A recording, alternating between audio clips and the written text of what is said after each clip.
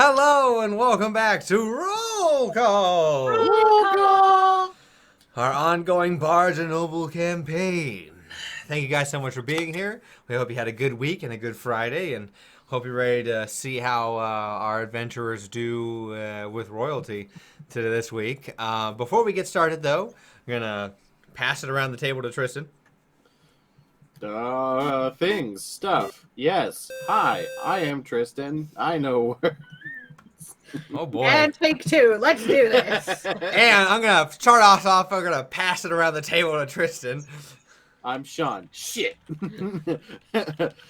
So last week we played on Friday. Yay, Friday, which led us into the weekend, which Sam played vampires on Saturday and her catch-up show on Sunday. And that means that brought us to Monday, where our video was posted on YouTube, which then, if you missed all of that, you can catch our catch-up episodes on Thursday called History Check. We talked about the last episode, which brought us to today, which means this weekend, again, tomorrow, you can catch Sam playing vampires. You can catch her doing more vampire stuff on Sunday. This video will be up on Monday. Thursday will be the recap show, and then Friday we'll be playing again. And now I'm going to pass it around the table to Sam for her own announcements. Yeah, like Tristan already said, if you like Vampire the Masquerade, you can check out the show for Chicago by Night, Last Breath, tomorrow at 2 p.m. Eastern Standard Time. You can also check out some of these other Vampire the Masquerade streamers that I'm going to be popping into chat.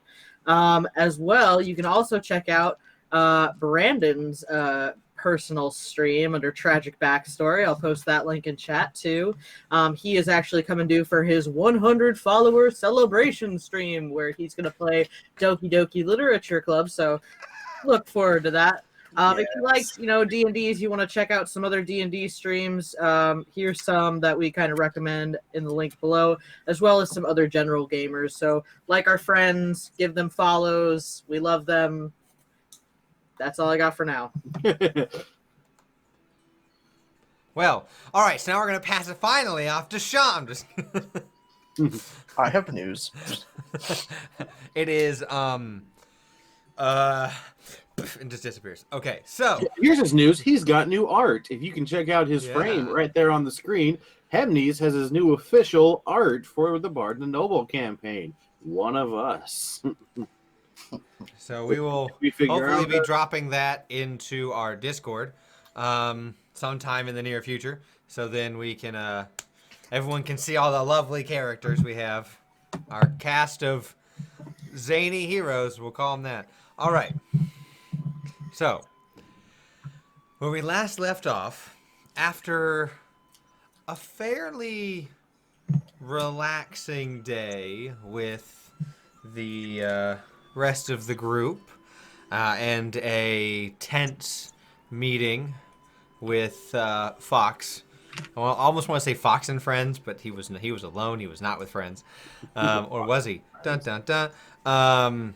The group had spent their time relaxing until they went to meet with this painter who was going to put up their likeness as the Stormbreakers, heroes of the realm, up into the palace, to which they were pleasantly surprised that it was Zolto.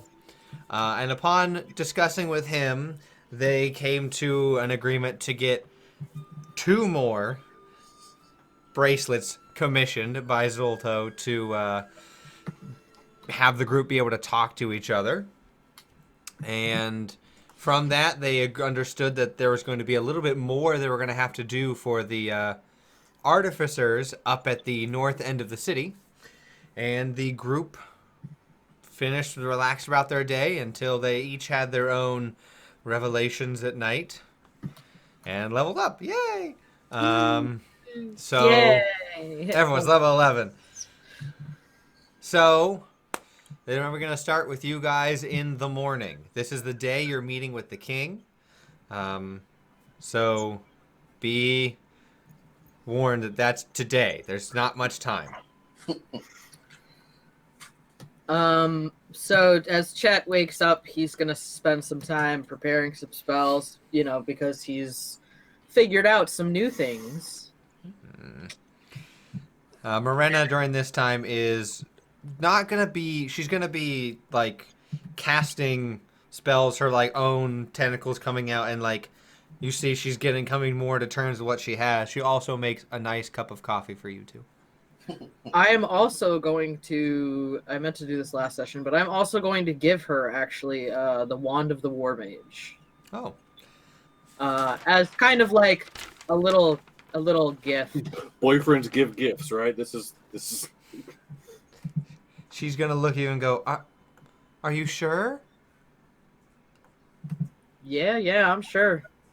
She'll smile brightly and like flick it around a little bit, and then she's gonna give you a kiss. Nice. Brownie points.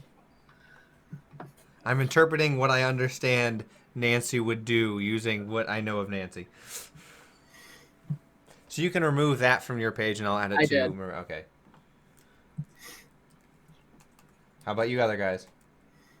I mean, it's morning. Soren's eating. Got it. Soren's not doing anything special. It's just like, well, that was a dream.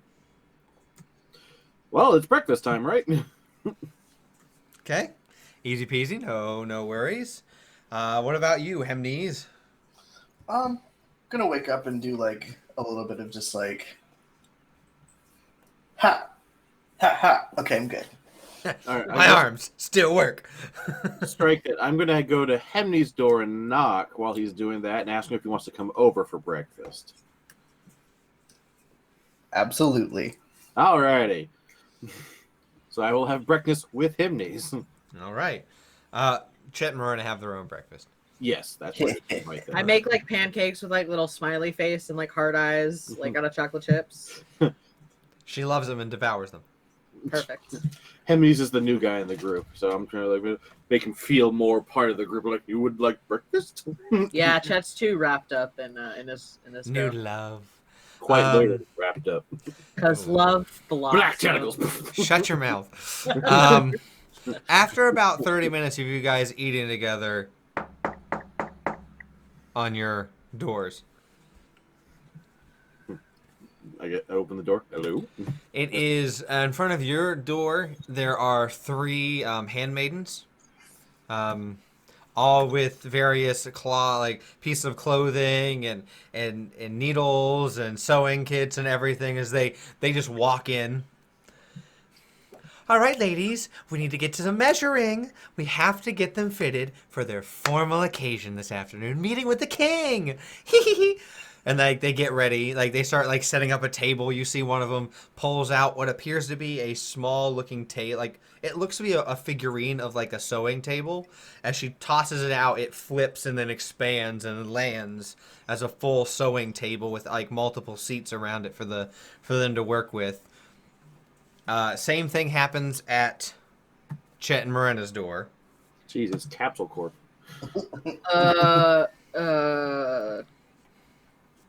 Mirena, do you want me to stay or you want me to let you get set up and crowded? She's already going like, you've seen it already. Oh, all right. Excuse me, ladies. If you don't mind, I just have a couple questions. Mm-hmm. As they're paying attention to you, but they're also just like going at like as you're talking, one's over there like measuring your chest width and like getting your inseam. We aren't exactly what you would call familiarized with the etiquette of royalty. Is there like little tips or things that we should avoid doing or saying or? The one in your room's an older woman. She's gonna look at you and go, I haven't personally ever met with the king, so don't sneeze on him. He's Vince McMahon. Okay, yeah, cover your mouth if you need to sneeze. Gotcha. Okay. Maybe if you bow to him, it's kind of what people do. Could you lift your left arm for me?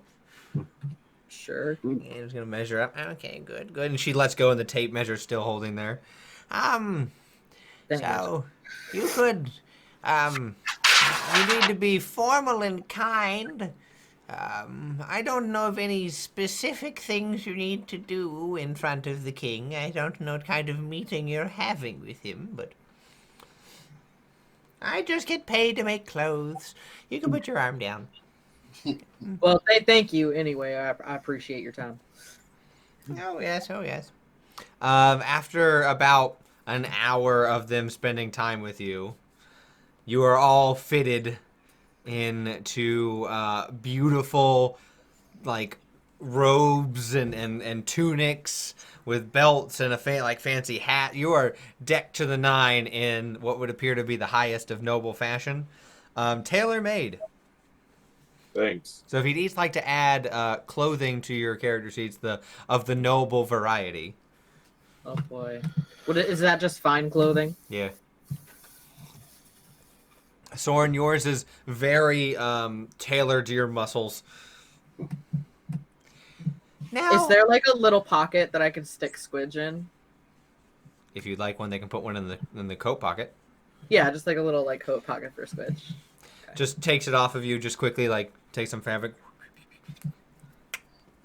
Gives it back.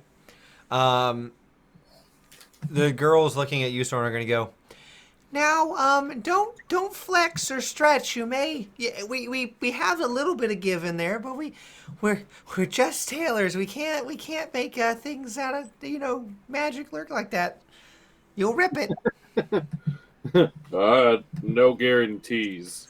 So Soren just walks around like this the whole time. Ooh. You can bend your arms, just don't get angry like you do. And you, points to Amnes, Keep the pants on. Me? don't go jumping around on the walls. Clearly, they've met. So you guys have about an hour of time together after you've been fitted to wait here, or you can go down to the, down in the castle and explore. I think Chet would go over to Soren and Hemney's room Soren and like carefully poke opening his the head door. in and be like, "Do either one of you know how Thank to you. address royalty at all? Anybody?" Not a clue. Usually just my called God. mine Dad. Hemnes, you got a big library room, don't you?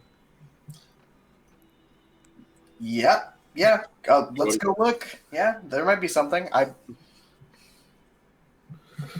Just carefully move. Like, Can I do an investigation of Hemney's library to see if there's any books on royal etiquette? You can with advantage if you'd like, if someone else is helping. Somebody like to help? I Yeah. assume Hemnes I have a is- boss investigation, so. All right. So that's 24. Okay. You find basic etiquette books. You don't find anything for this royal court. You find the usual things of bowing, don't speak unless spoken to. If there are any rules you need to check with the king's advisor to see if there's anything specific about the king that he does not like. It's basically,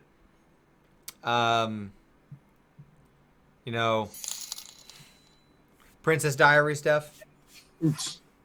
The basics, nothing specific. So as Chet picks these out, I'm going to say, well, anything's better than nothing, and just start shoving books at Soren and Hemnes and Morena. Sort of look at it and go, wait a minute. And he'll peek out the door to see if any of the butlers are there. Currently none. Well, that's weird. They're usually here. Wait, there's a stone for asking questions. And then go to the inside of the door because there's that stone to use to communicate with one of them, isn't it? Yeah, there's something that you can call people. Yeah, you remember. Good job. Good to the memory. There's a call button. So someone will press the call button. Boom, boom. Hello. Hi, this is Soren Thunderfist.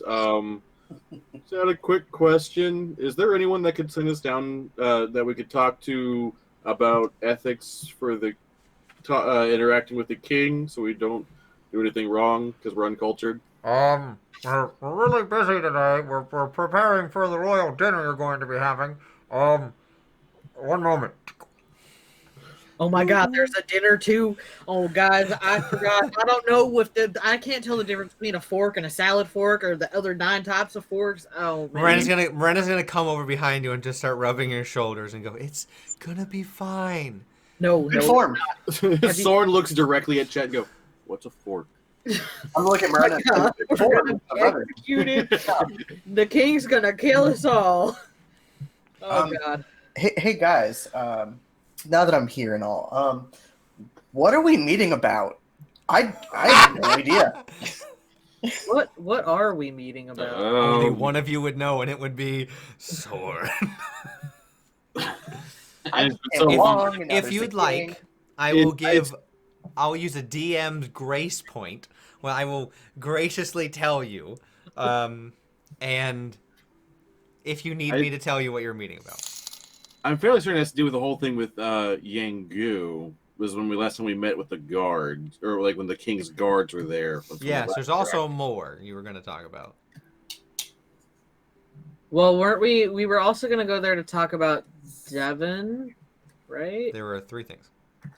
I don't remember all the things. That was so long ago. Yeah, I was gonna DM grace point. So you were gonna go and talk to them mainly about you're being summoned about Yangu. Yes. And then the other demon problems. You were coming to talk about Devon to see what you could do or what the royal family could do for Devon. You were also going to talk about the black dragon baby. That's right. I forgot about the. And that's the point that's going to cost. So I'm just going to take that grace point out of the jar and take it and cash it. So you also you're going to discuss things about the general demonic forces around, but. Those are your 3 main things, not in any sort of order. Any sort of order is technically Yangu, then Dragon, then Devon. Gotcha. Okay. So you guys so if you want to relay that to Hemnes. Yeah. As Oh Hemnes no, we disappears. lost Hemnes. He was like, "I'm not dealing with this, guys." Yeah. One moment here. Let me just lean over here. Okay. So So when I'm talking as the DM, I'll be here. If I'm talking as Hemnes, I'll lean over here. All right. So, wow, that seems you guys have been really busy. Oh, Okay, we're back. All I did, Sean, was I said Hemnes said you guys have been really busy. Yeah. I just love that we tell Hemnes what happened, and Hemnes was like, like he just ghosted on us. He's like, "This is demons. weird. Bye." No, thank you. Bye. This is weird. Bye. Miranda's gonna be like, so are we in trouble for what Soren did with Yangu? I don't think so. I mean, defeating a demon on our plane and sending him back to the 9 Hills. I mean, does that sound like something that would get me in trouble? No, but I mean, stranger things have happened. As far as I know, I mean, they're making a portrait of us. Devin is not in jail for helping us. Look, I don't trust anybody who is nice to me, who has positions of power, from experience. I mean, I'd agree with that. There's the whole situation with Bellington, so, which, that's a whole nother can of worms. Can of undead worms.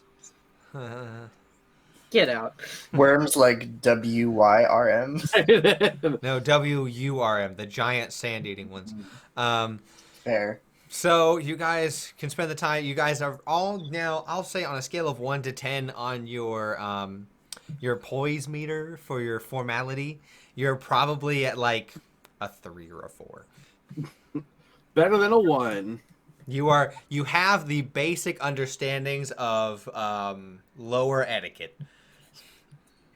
Noted. Good enough for now. If this was like a nobleman or some sort of like regional individual, you guys would be set.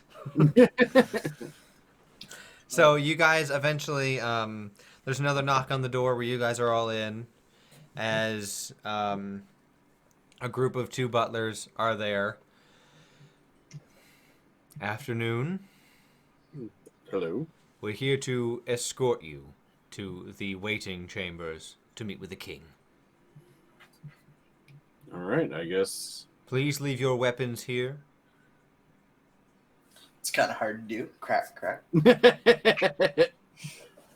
The younger of the 2 is going to be like, gets like like an elbow. And please leave all magical items that would be dangerous here. Chet will just like pull out spellbook, pull out wand, pull out all magic items. Miranda's gonna start doing the same. The gloves. He's not gonna even risk it. And then he's gonna pull out Squidge. You should probably stay here, buddy. I'd probably have to take off my hand wraps, right? Yes, your hand wraps do count as a magical weapon. Yep. His hand wraps are give him a plus. Oh. If Hamney's wanted to go paladin, he could smite with his fists. Holy crap. Clifford. So you all take remove all of your weaponry, and of course you're not wearing any armor, so you don't have to worry about that. In fact, none of you wear armor. No armor, no armor, no. I have a party of no armors. Well, you got a barbarian, a monk who are not going to wear armor. You're like, that's good to keep in mind. The aberrant mind sorcerer doesn't need it because of abilities. Mm-hmm. And then there's Chet. I mean, I guess we can get him like leather armor or something that would help, right? And I'm Jenny. I'm not proficient with armor. No, wizards are not. No armor. I have no armor proficiency. So the only thing he could wear is like a magical armor, like Elven. So you guys take the walk over to the elevator, and you guys take you guys are up pretty high. You guys go up another floor. And when they stop, strange. We weren't supposed to go up one. This is Parthon's quarters. As 10 gold says Parthon's going to be on the other side of this door. you see, in this room that appears to be Parthon's not living chambers, but whatever area this is for him. There you see cauldrons of billowing smoke of various, densities and colors and smells. You see various animals walking around and flying around. Some of them are carrying things, like there's a raccoon carrying things in its hands, like walking over, putting something down. There's some foxes going about with things in their mouth, cleaning up. You see over at a desk, hunched over, writing, is Parthon. Please, come in. I'll look at the butlers and be like... They're just going to be like... All right. We'll wait here. As they wait in the elevator. You enter into the room, and as you do, you get a sense of this is the experimentation lab. Or an experimentation lab. It appears it's about the size of the main level of the steam vents on both sides, so it's fairly large. The castle, is bigger than Gargantuan, but it's a castle. Yeah, it's a castle. So you there are, as you guys walk in, you see 4 chairs clunk, clunk, clunk, clunk, clunk, clunk, clunk, and sit for you guys, stop for you guys to sit in. As you see him he's doing this. Well, I wanted to discuss meeting the king today, as well as your friend who visited the other night. I'm actually really glad that you brought that up. And Chet will sit down, You see, he doesn't move. His chair just and then lands. So, please tell me more about Fox. Don't worry, he can't hear you in here. Are you sure? Because I didn't think he could get in here. I but... have spent all morning fortifying. All The right, only well, way someone gets in is if I know of it. Soren, you know more about him than I do. I mean, he is a child of Lilith who she has given a lot of power to, who is a very powerful tiefling. As you bring up he's a tiefling child of Lilith, he's gonna go, that doesn't meet my records. As he like waves over to one of the foxes, who like hops up on like a ramshackle like stack of books and like pulls out another book and comes down with it. Thank you, Artemis. And begins flipping through.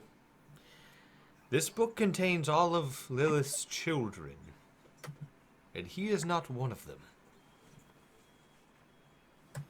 I mean, once upon a time, Cal said things weren't always as they appear, but I would say that we were never given any evidence other than what he has said. I mean, including when she and an old compatriot, Leon, had interacted with Lilith directly. Interesting. But, I mean, he's your run-of-the-mill, angry, tiefling, all-powerful, making deals asshole, who, if you don't do what he says, he's not happy about it. Sounds like a businessman. I mean, you're not wrong. Interesting. I mean, he showed up to try and strike another deal with us, and I said no. What was the deal? To take care of, if we took care of one of his problems, depending on the degree we took care of it, we would be rewarded. But I don't trust any rewards that he has. If you want specifics, though, the deal was we took care of Bellington, which was kind of already on our agenda, and in return, he would find a way to help Devin, which we are for, but at the cost of the life of somebody else. Yeah, that was it. Depending on the degree. If we dealt with Bellington, he would point us in the direction of helping Devin. If we took care of Bellington and his pet keeper, then he would pass the curse on to someone else, and he refused to tell us who it would be. And I don't think Devin nor my conscience would allow us to do that. So interesting. Well, I can tell you how he survived and how he's back to life. It's a pretty easy spell when you're powerful enough. And he's going to point over to a large clay pot that's sealed. In there is a clone of myself. When I die, as long as my soul isn't ripped from this reality, I will become born again inside that pot. At any age I deem I need. Oh. See, because they just kind of made it seem like we got the wrong guy in the first place. Oh, you probably got the wrong soul, and that's how he was able to use the clone spell. So as long as he does have his soul able to leave, you probably won't be rid of him. See, like I said, Fox is always has his catches and his, ways to keep coming back and trying to make more deals to do his dirty work. I mean, there are many ways to handle a soul. I'm sure there is, but not exactly my specialty. I dealt with the body all right. I mean, there was a reason the soul couldn't live there anymore. Understood. Well, it's good to know that you didn't take his deal, though curiosity wonders what his information would have been. Well, I was curious too, but I can't say that. Well, I mean, we kind of know what we're already looking for. He kind of alluded that So we're also on the search for a specific artifact. Yes, the one to help Devin, correct? Well, it's also more than that. It was stolen from people living on in the savage lands. You see And him like scoff and like look up when you say that. The Dryad tribes out there, I'm aware. they say that the land out there is starting to die. Serves them right. Well, maybe, but if that spreads, then I can't imagine that's good for wherever anybody's living. I mean, as I saw with the whole case with the Yangu, I mean, one spot that starts leaching everywhere else is trouble for everyone. Indeed. But I do believe, and from what I understand, that will be a localized case. Isn't everything at first? He's gonna look at you with a little bit of disdain after you say that. I see you're trying to play coy, as if you understand the ramifications of magic, but I can assure you... I'm not even talking about magic. I've seen war. Everything's localized. What does that have to do with this? War and magic aren't all that different. It's all about how it's used. Once it starts to leach out, it always seems localized at first, and then it starts to seep and just continue to grow, unless it's dealt with.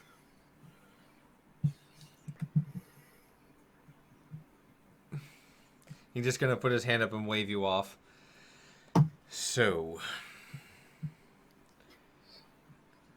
would you like some way to help Fox not be able to find you? That'd be great. I mean, I can't see that being a bad thing. Then I will work on it.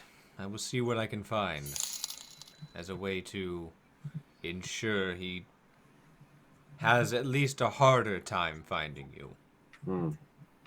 We'd appreciate it. I don't know how much something like that would cost, though. Think of it as a favor to the newest professor / a friend. All right. Thanks. Well, understanding everything that has to do with Fox and Bellington and Yangu and Mephistopheles, I suppose, would be beneficial to the Empire. Don't forget Titavillis. He's gonna probably be Titavillis is not a concern at the moment. He doesn't have a presence on the material plane as of yet, other than Calmine, who, by the way, is doing all right. Oh. Have you spoken to her? He's gonna look at you sort of and be like, I am a master of the divination arts. I mean, a simple no would have sufficed.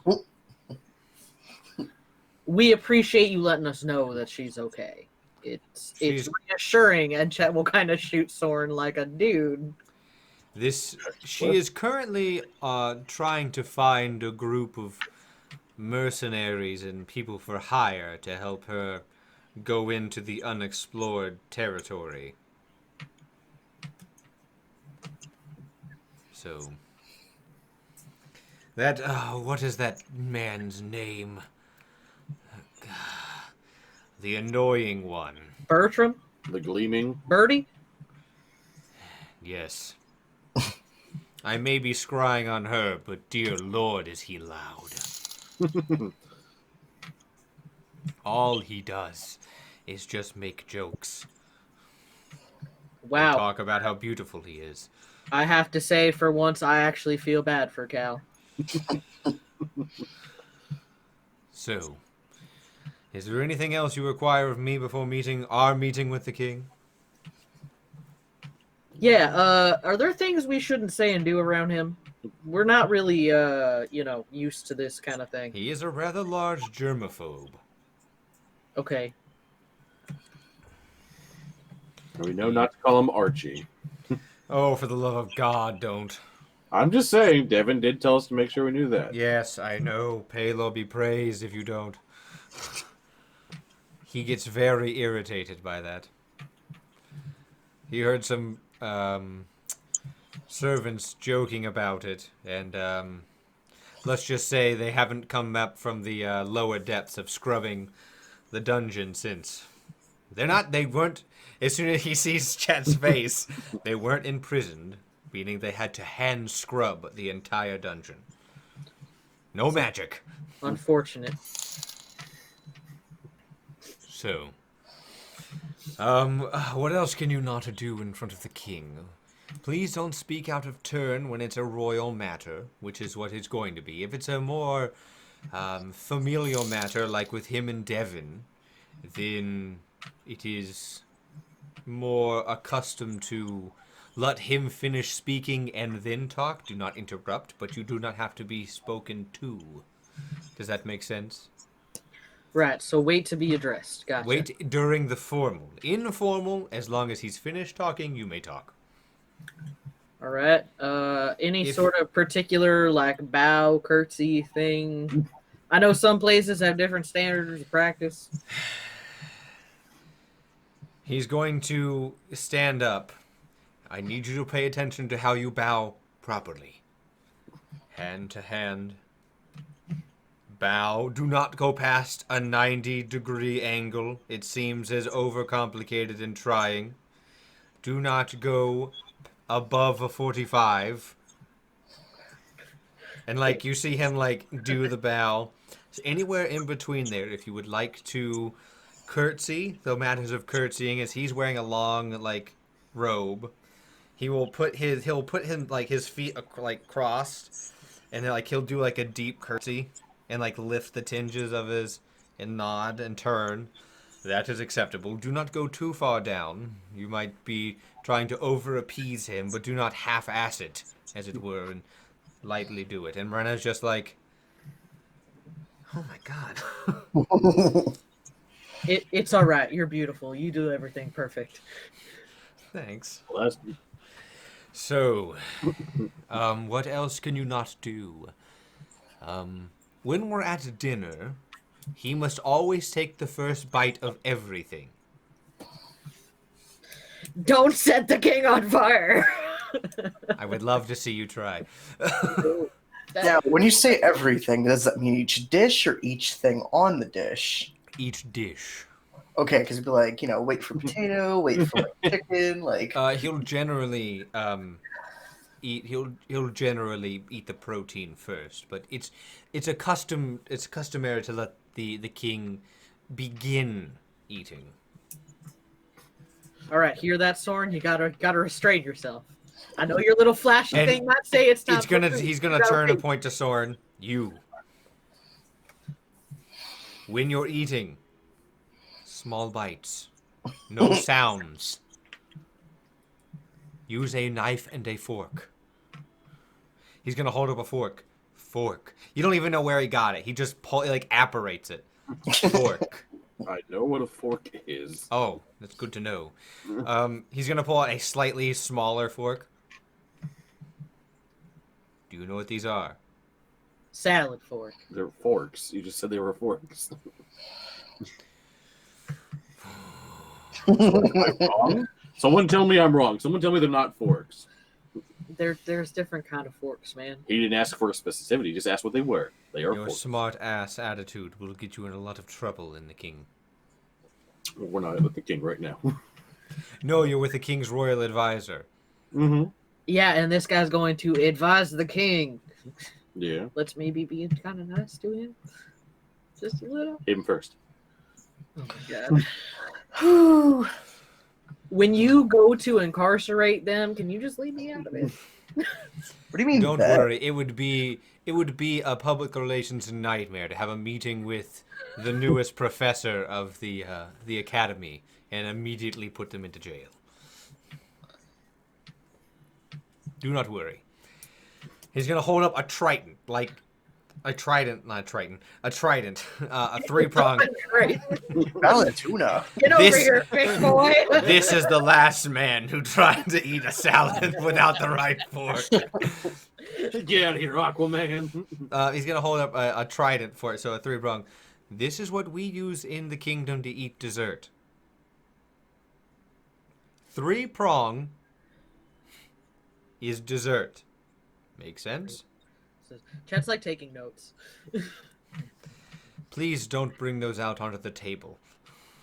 Under the table's okay, though? It would be very weird if one of the dukes saw you reading a book under the table at the king's presence. Wait. I can probably memorize this. Hold on. Soren's just going, man, a fork for pudding would be hard. In his head. Are there any rules about alcohol? There actually is some in the waiting area. Do not drink too much. Try and pace yourself no more than 2 drinks past the king. Does that make sense? So 2 if he drinks has past the 1, king. max 3. Yes. Fair. If you gotcha. can handle it.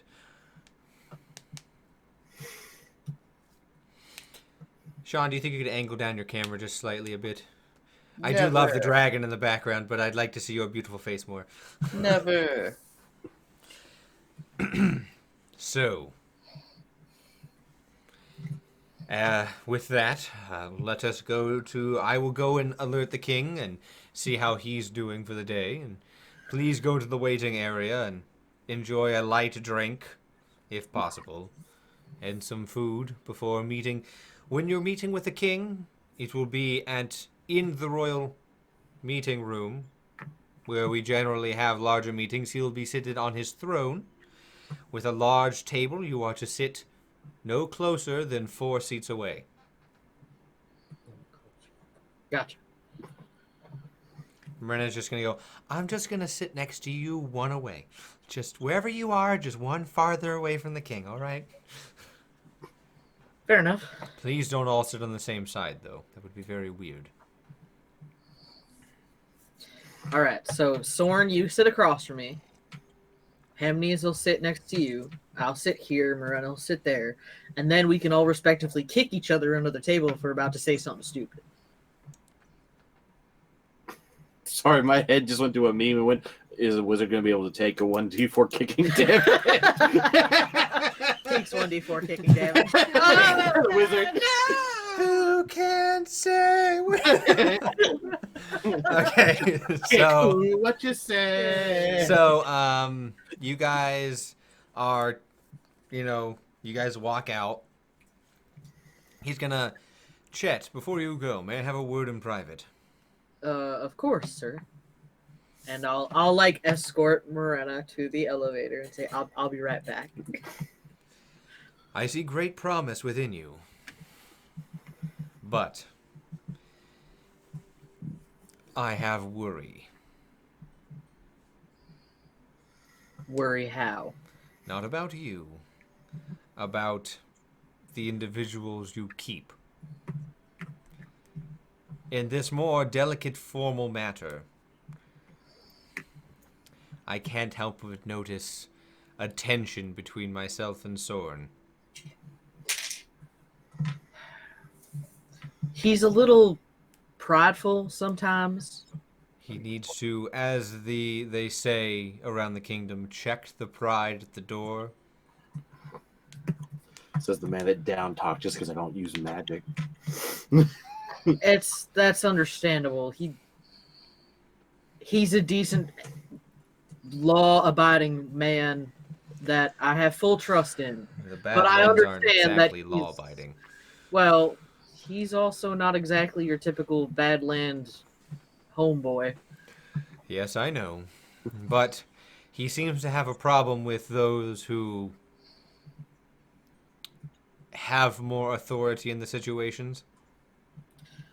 Well, maybe I think he's just got other authorities that he answers to, but Yes, his deities. let's put it this way. I'll do what I can to keep him in check, but, I mean, have you seen the guy? He's like 3 times my size. And you're 3 times as intelligent. You're not wrong. I just worry that his speech to certain individuals, if they were not as understanding as me,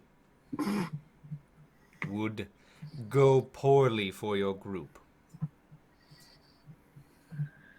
That's fair, and I appreciate you telling me this because I feel like you're giving us the opportunity to have a good interaction here, and I appreciate that. When we're in the room with the king, I will not speak to you. Fair enough. I'm only there to advise him, and I cannot speak on your behalf to him. Devin probably will try. But if something were to happen or something were to be said, I must support my king. No, you have your job. I understand. I just want you to know that Soren is good people. He's not a bad guy. He just doesn't understand how things work here. Well, hopefully you can guide him down that path. Braun will not save him in this castle. Well, I'll do my best. I will see you in about 30 minutes. Yes, sir. As you see, he walks over to, he walks over, he opens up a large wardrobe, and you just see every shade of robe. Like, he has a robe in just the eclectic rainbow colors. You hear him muttering, "Is this a happy meeting? A somber meeting?" Chet's just gonna say, you know, that deep purple there is real nice. I think it suits you. Roll, Roll fashion. roll, let's see. For you, charisma's not that good, but roll the persuasion with advantage. Purple is the color of royalty. It is. That's a 17, boss. He's going to stop. He's not going to turn around. You're just gonna see him do the finger wag of like, yeah, no, you're right. As you just see, like, he snaps his finger, then like a light just shines as it just. So, yeah, it just turns on. He's looking at himself. As you go to the elevator. Nice. The butlers inside are going, that was the longest meeting I've ever seen with him. Generally, he tells people very mean things when they leave. Well, he didn't seem all that mean. Because, the younger one, it's because you're heroes. Gets another elbow. I'm not wrong. I mean, maybe, but I couldn't help but notice, Soren, you and him had a little bit of contention. As you guys are going down, you guys have this talk. And I know how you are, and I know you're a good guy. No, wait a minute. Do you mean when he talked down for me for not being a magic user? I'm not saying that he was not talking down to you. I'm just saying that considering that we're in the king's home under the king's advisor's watch and abiding by their rules. I did abide by their rules. I know. It just might be better for us to remember that you don't always have to make yourself seem like you're right all the time. You can just nod and smile and let things go. When someone disrespects a whole clan of people because they're different from a different land, and I'm not saying it's right, man. You certainly making it seem I'm like just that. trying to keep our butts out of jail. For what? Talking to him? Talking to the king like that. Like I have not spoken to the king like that. I know. I have no intention of speaking to the king like that. The butlers are gonna like back up against the wall and just like wallflower it. It's like awkwardly messing with my hat and just watching like. The younger butler's gonna look over to the Hemneys and go, and just like help you fix it. Look, I'm not trying to insult you or anything. You have a lot. You're telling me to shut up. That's what you're telling me to do. I'm telling you to be careful with what you say. I'm well aware of the words I say. All right. I've gotten this far being who I am. I have killed demons. I have become this hero that they want at the castle being who I am. I am a Stormbreaker because of this. But you're still a subject under the king's rule. regardless of all of that. No, well, I believe my reign is more than just this land to be under his rule. In such regards that I cannot be who I am. All right, well, I tried. Now, I did not say it I'm was going on to track. disrespect the king. I just don't want you to inadvertently disrespect him. You really take me for that much of an idiot.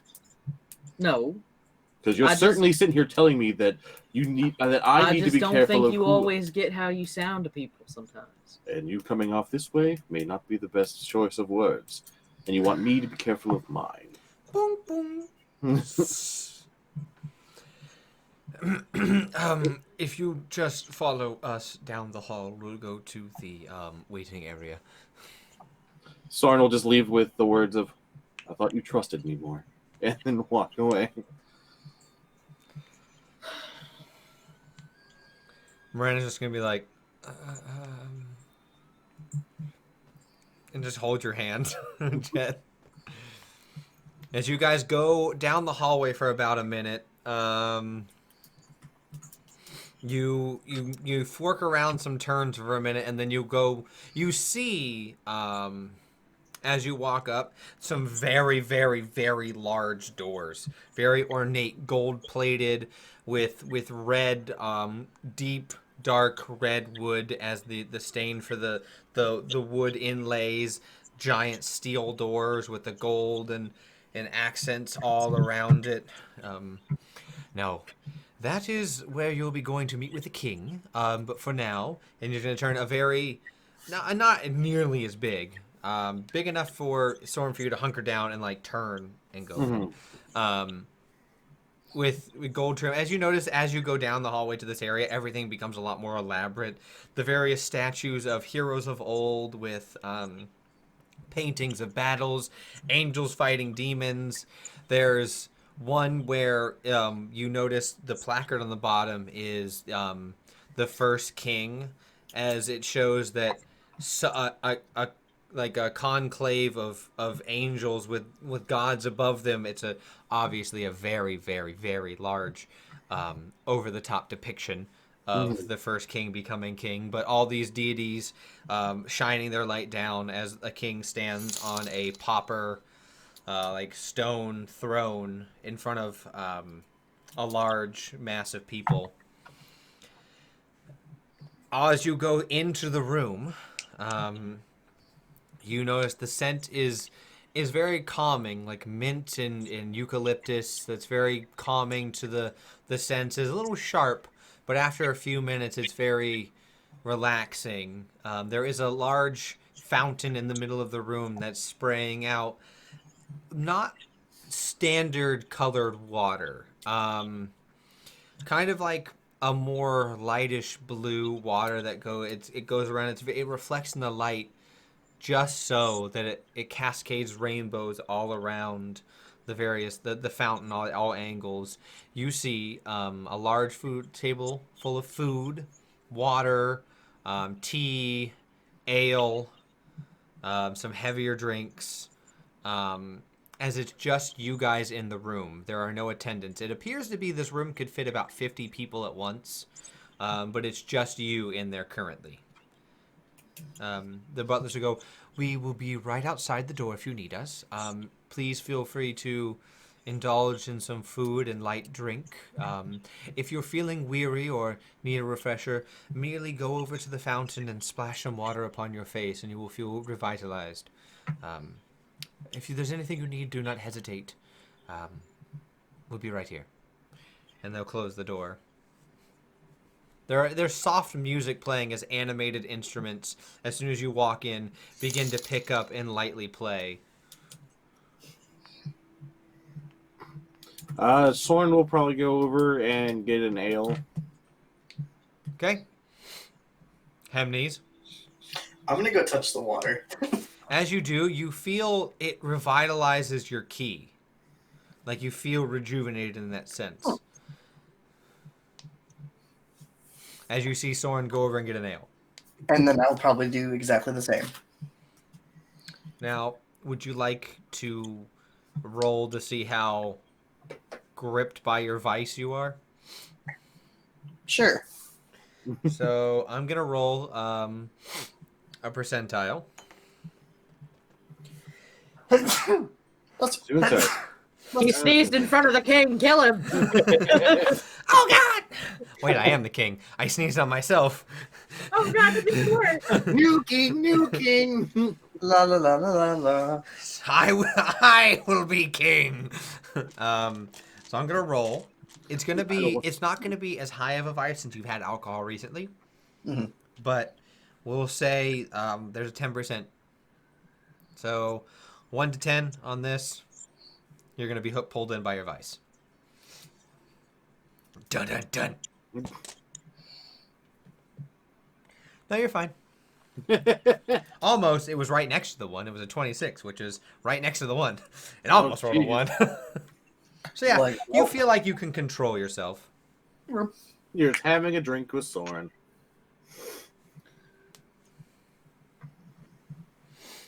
Chet, what about you? Chet would also play with magic water. Miranda's gonna come over and like splash you with some. I'll sort of like, I'm not gonna splash her with it, but I am gonna like dip my hand in and like flick it at her. I'm not trying to make a mess. And then Chet would also get a drink. You said they had some other alcohols. Do they have anything like a fruity liqueur? Yes, they have pretty much.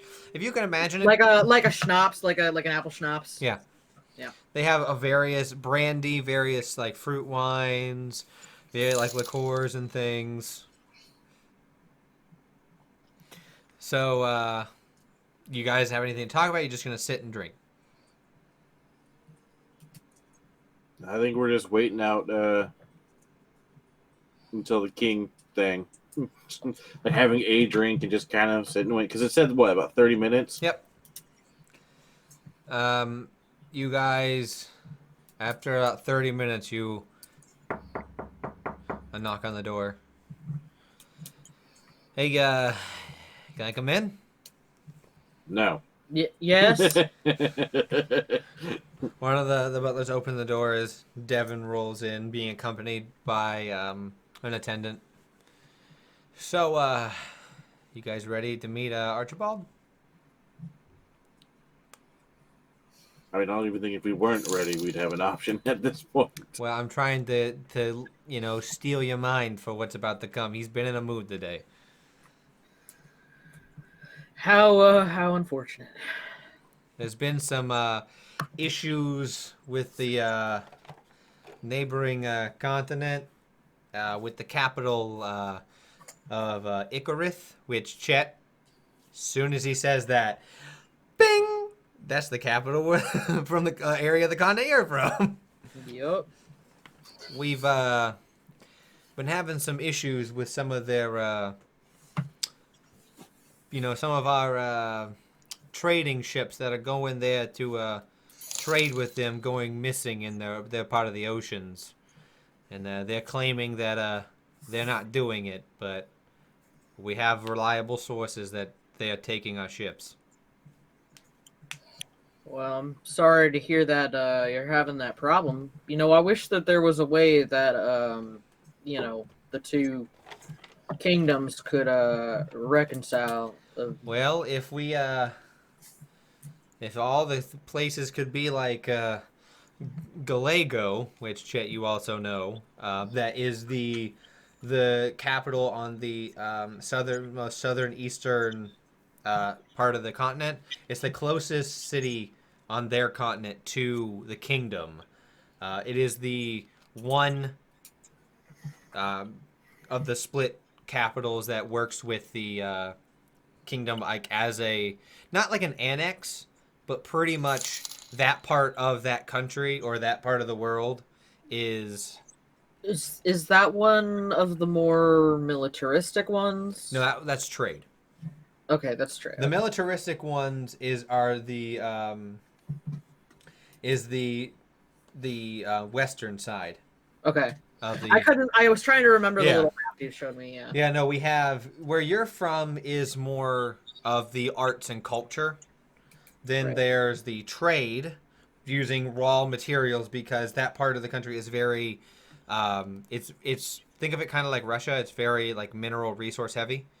Then there's Dimeth, which is the war, and then there's Klessa, which is where the large, like pretty much the capital of Klessa is twice the size of the capital, or more like 5 times. It's a large, pretty much the capital is like its own little mini continent or mini like country. So it's like a large metropolis. Yes, that's where you went to school. Gotcha. Okay. So you know Klessa. So you know all these different. You know this is the Axis. Each one of the 4 kids of the previous king have all laid claim. Right. But the only one that's working with it is the child of Gallego, who's like pretty much given her quadrant as an informal annex to Erotas. I mean, I know I technically have business to take care of on the other continent. If you want to, if we find ourselves over there and it's still an issue, we can look into it as another reliable source. That would be great. You can't.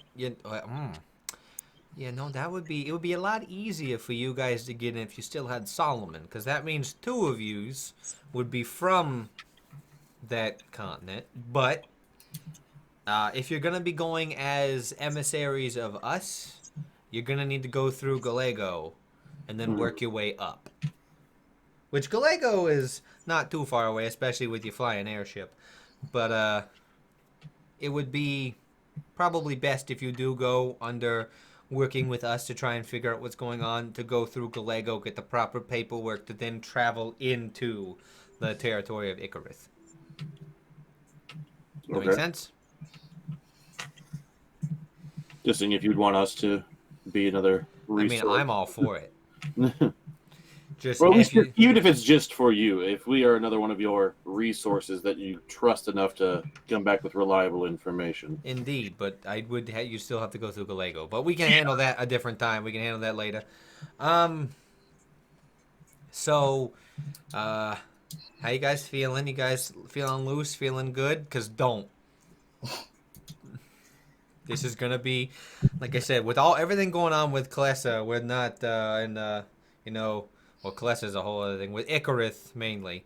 But everything going on within the King's feeling kind of upset. So, well, after yous. Miranda's going to hold your hand and, like, grip you tightly and just be like, let's say, like, we can do this. Chet's actually going to switch to a more formal stance with her, like, arm in the... Yeah. She's going to go, oh, so gentlemanlike.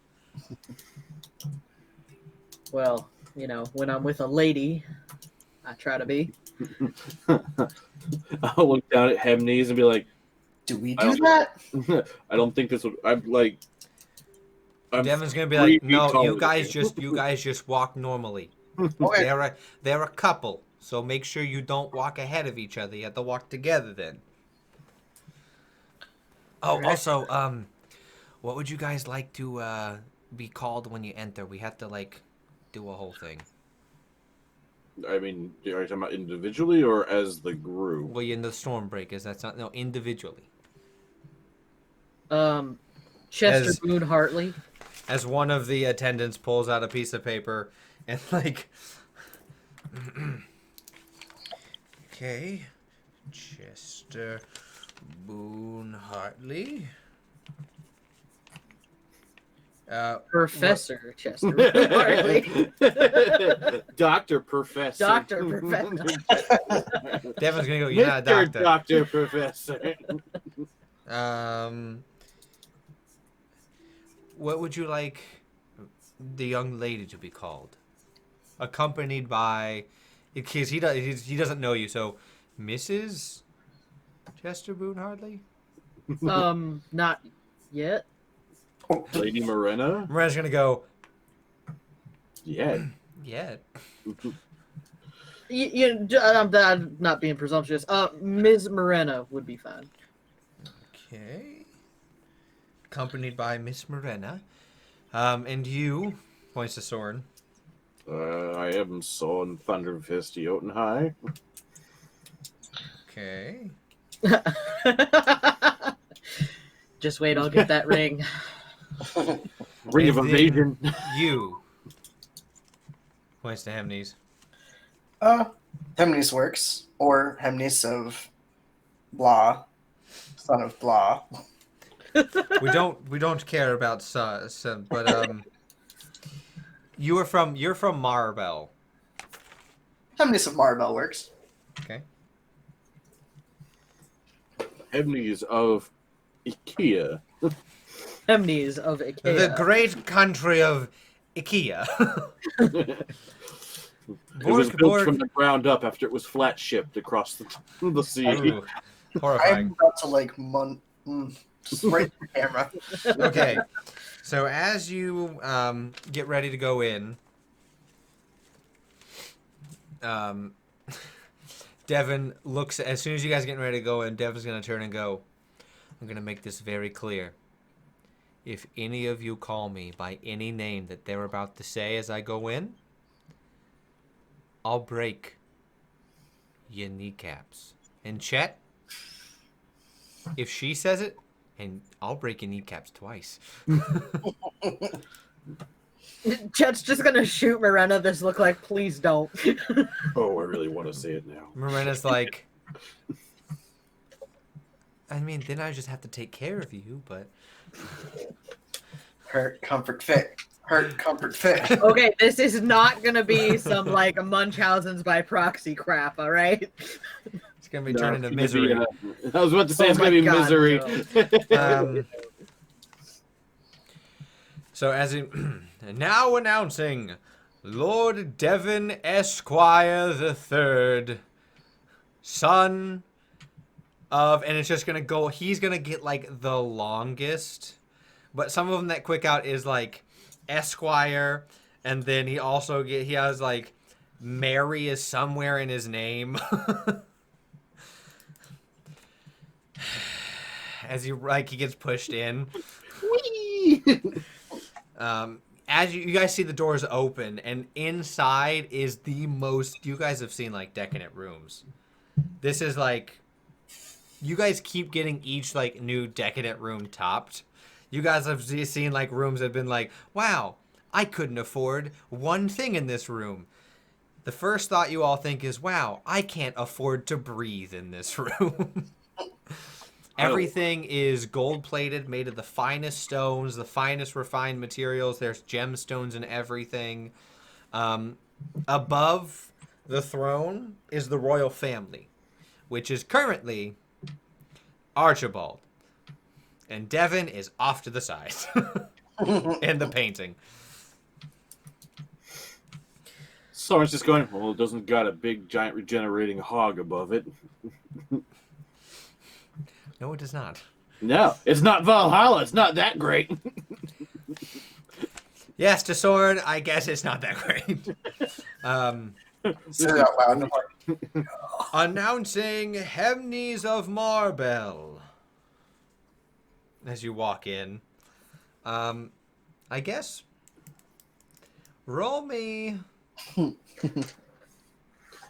Performance for your walk. Performance. Whatever your best charisma non-threatening stat is. Performance is a +5. Yeah, roll that. That's a 9. You weren't expecting to be called first, so you're kind of just like, and you like quickly walk up, and you're like, I'm walking too fast. Am I walking too slow? Okay, and then you find a rhythm to walk in. Click clop, click clop, click clop, click clop. Sounds about right. You see an attendant is standing by a chair, not letting you into the seat yet, standing waiting, and does like you're just standing beside him, just like he looks at you, nods. Announcing Sorn Thunderfist Jotunhai. Roll me whatever your best charisma that's non-threatening. That's all going to be -1. Okay. I think, yeah, is it? Yeah, because performance. Go negative. performance. Good luck. I guess I could have done acrobatics, but That is also a 9. You match what Hemnes did pretty much. You're like, oh, that's what we're doing. So I you follow. Oh my God, Marina got a 25. Not surprised. Sorcerer. So also roll yours. You guys are stats. You guys are gonna work together. 18. Okay, you guys just enter in with like floating grace. Announcing the new Professor Chester Boone Hartley, accompanied by Miss Morena. As you see, you guys, there's no one else in the room except for the attendants and Devin. Thank God for that. As you guys go, you guys are all standing waiting. Devin is at the front where you see Parthon is like he enters in the room. That's how I'm walking down the aisle. They don't announce Parthon. He comes in from a different area. As there's the throne, and then there is Devin on one side, Parthon on the other as they stand, waiting, or sit in Devin's case. None of you are allowed to sit yet. So after a few awkward moments of standing there, Devin's looking at you guys to make sure none of you guys try and take your seat. Like,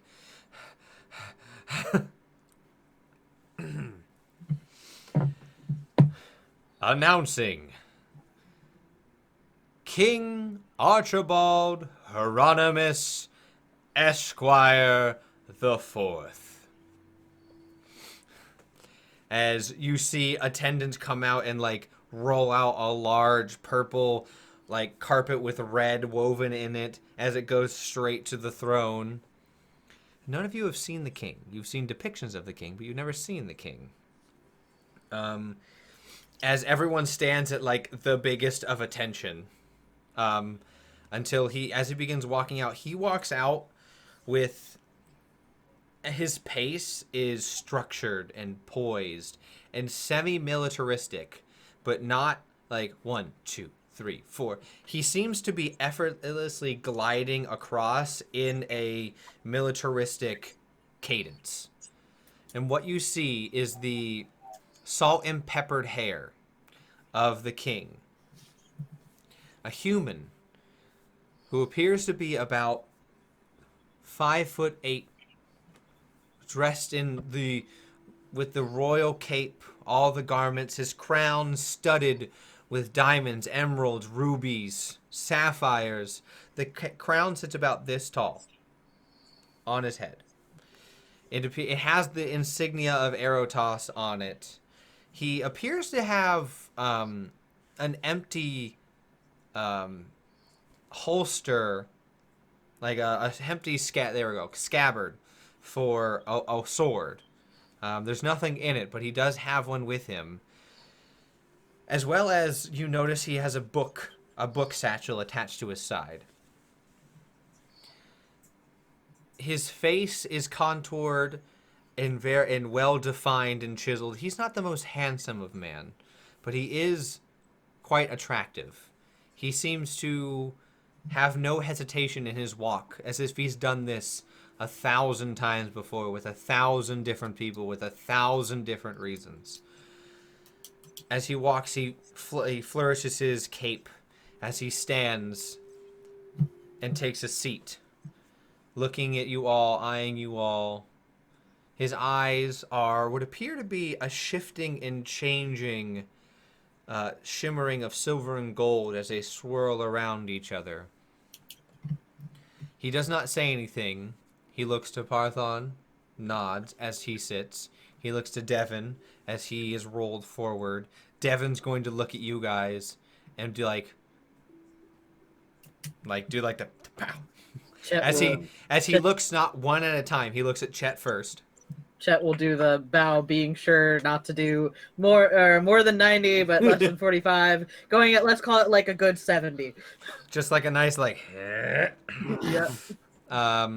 He'll nod, and then the butler will pull out your seat and allow you to sit. Looks to Morena. Morena's going to do like not a super deep, but pretty much just do exactly what Parthon did. Looks to Hemnes. I'm gonna do the deepest bow I can within the limits. So like 89. 80. Nods as and then to you, Soren. Do this. Pulls your chair out, lets you all sit.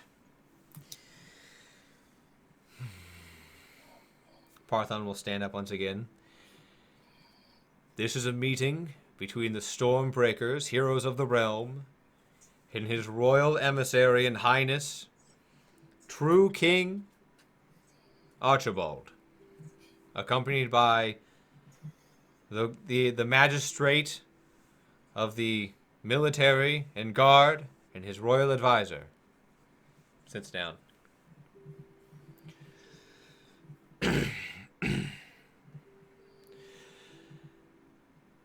Now, as he just immediately points at you, now, what I'm to understand is that you're here to, and he just starts going at a speed.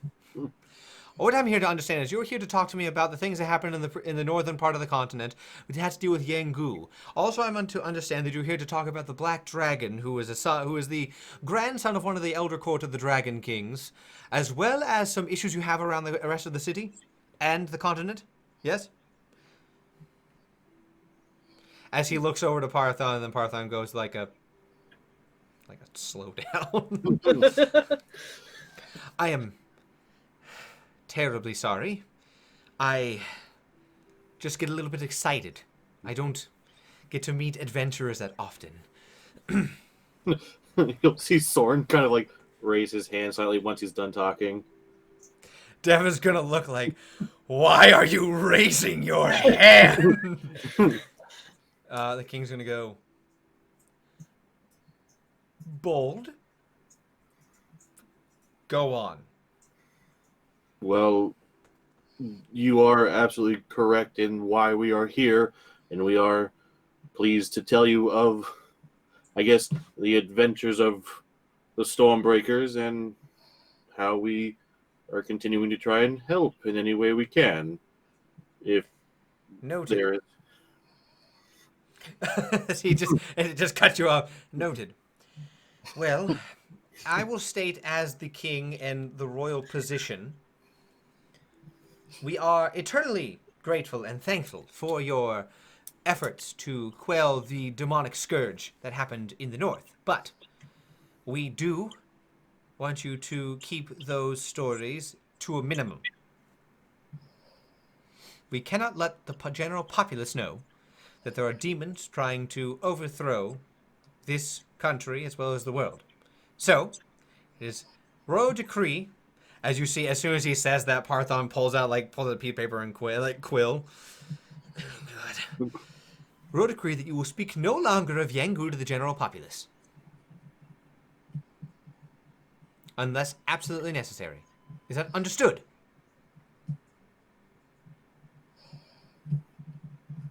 As he looks out to the group. He sort of doesn't. It's like, I guess no one's going to say anything. Understood. Good. Second form of business at the moment. You wish to see the young dragon, correct? Correct. I cannot let you do that.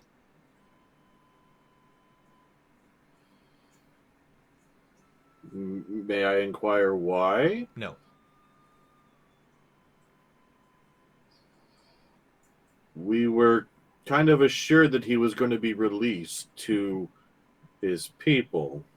He will be, shortly, but you cannot see him.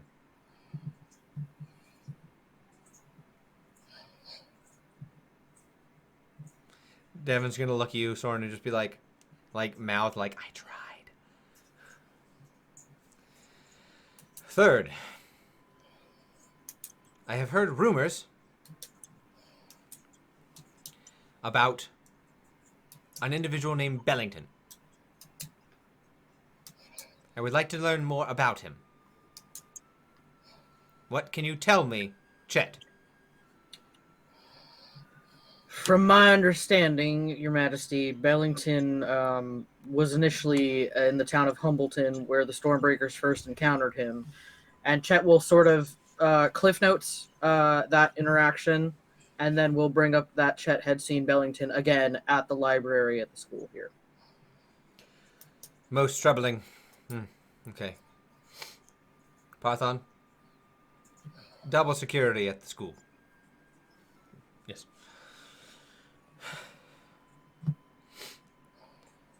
I would like to speak freely for a moment.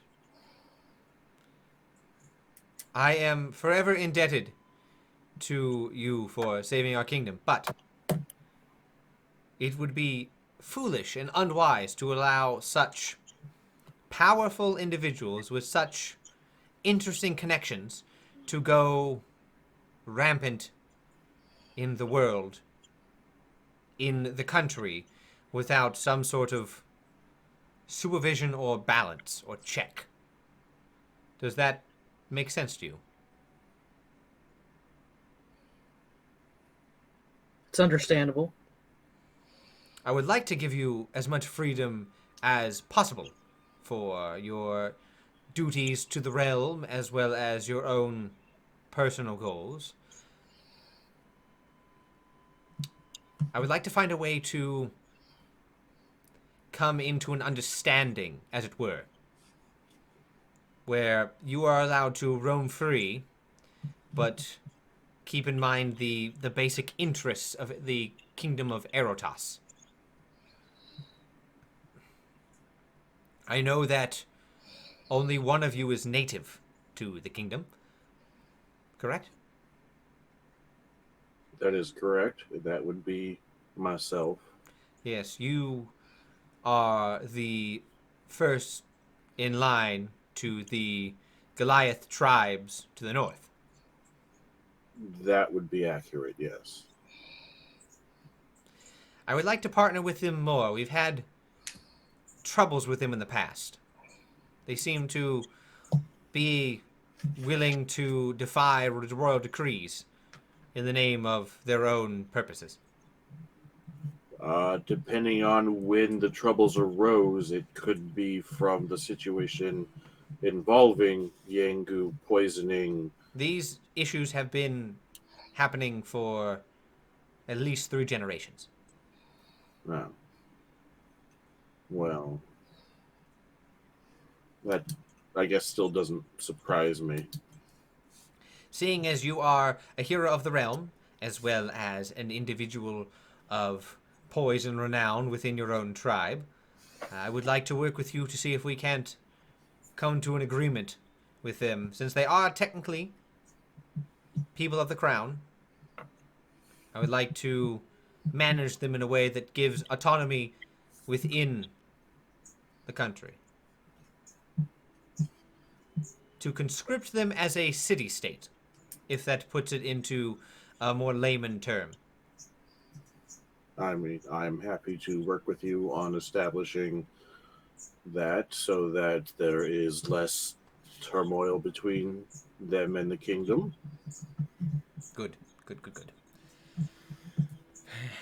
And you, Chet, Yes, Your Majesty. where do your allegiances lie? The truth is, my allegiance lies with the good of the people. All people.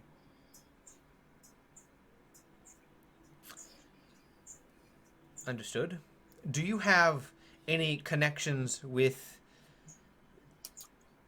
outlaws who would undermine the word of law here in the city or country, as well as connections in the neighboring continent? To answer your question, honestly, yes, I have a cousin who is of the White Talon, but I can assure you that I have no real allegiance to him. Chet, the White Talon has been since disbanded. Formerly of the White Talon. He's going to look at Devin. Tell me more of the White Talon. Is that one of the anarchist groups? Well, actually, they were more of an underground smuggling ring. They like to buy and sell various things, steal from people. Just outlaws, ruffians. Marshall's one of the ones in the dossier I gave you about the Stormbreakers. From what I understand from my information, he is he has a connection to a demon named Azazel, similar with Calmine. As soon as he says Calmine, the king looks and goes, I know of Calmine. He's got a poster of her in his room. Devin's gonna go. Devin's just gonna look and go, oh god. So we believe they have been disbanded and formally brought into the Order of the Postman, if that makes sense. Parthon's gonna perk up at the Postman and just, yes, the Postman. You see, what I'm doing currently is what he's been doing the entire time. I figured. He has an air of control and regality to him, but also a frantic sense of nervousness, as if his thoughts are moving about as fast as he's talking, if not faster. Do you have allegiances to the Postman? I believe the Stormbreakers do have agreements with the Postman, correct? We've worked with them in the past, and they were those who helped us in the situation in the Ramshorn Mountains. Yes, they did help the Stormbreakers with Yangu. Yes, which is why we've allowed them to continue their business operations. We are fully aware of their more unique position within the information market, as well as some of antiquities and magical goods. Generally, we would tax them heavily and conscript them into our information resources, but due to their goodwill and nature, we have allowed them to exist within a realm of keeping tabs on them. We do believe that their connection with the White Talon and their autonomy as a new division of the Postman is merely a front.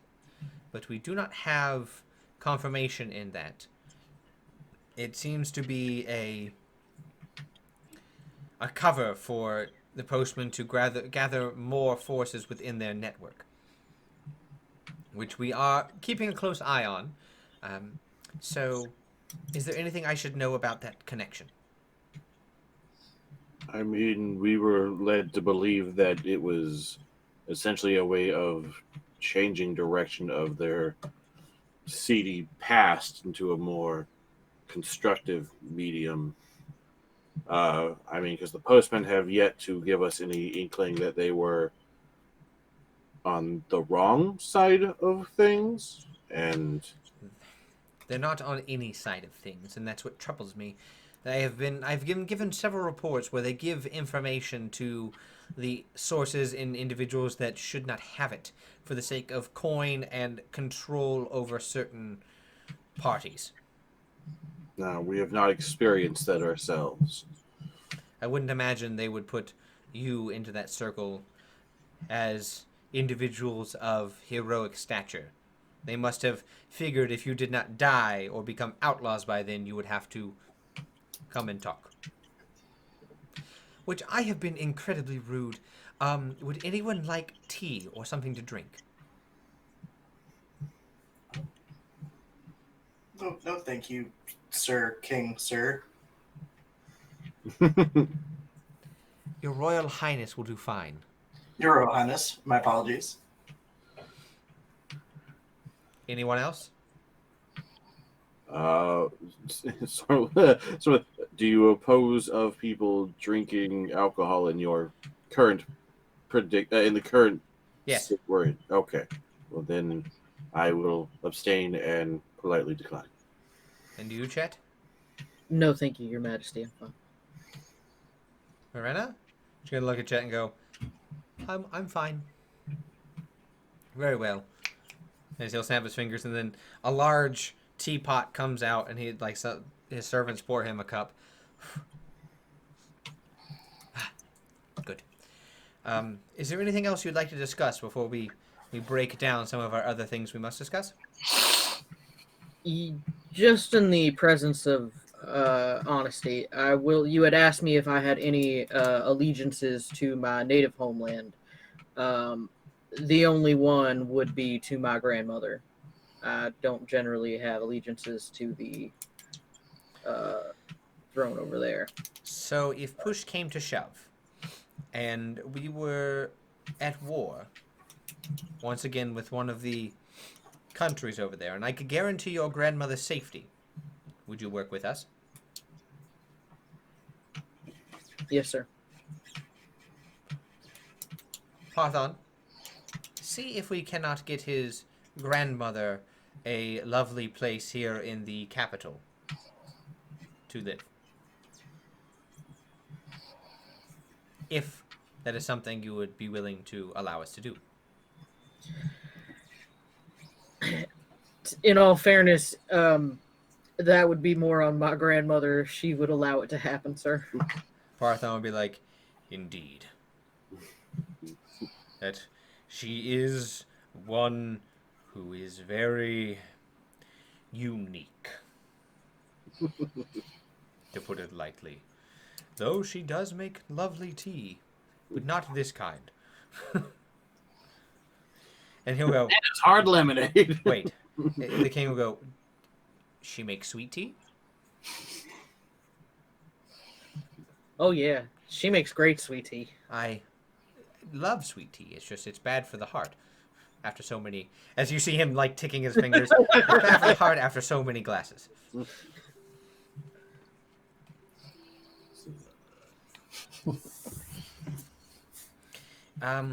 That's good to know, good to know.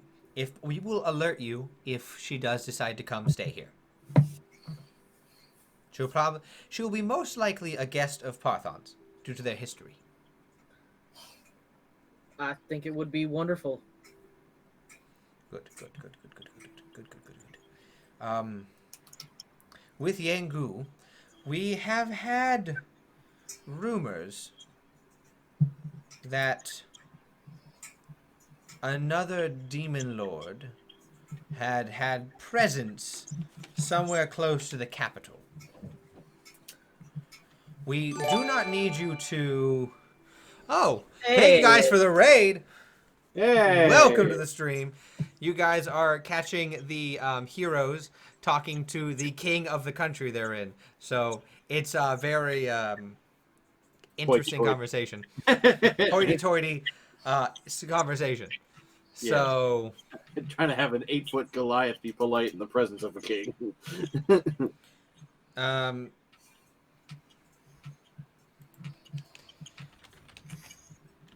So...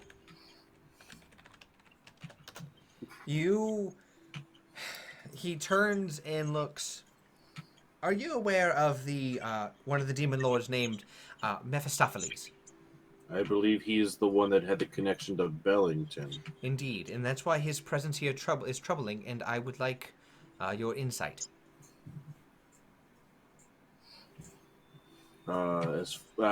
Anything in particular, or just our experiences with him? What do you know of Mephistopheles? What do you know of his plans? What do you know?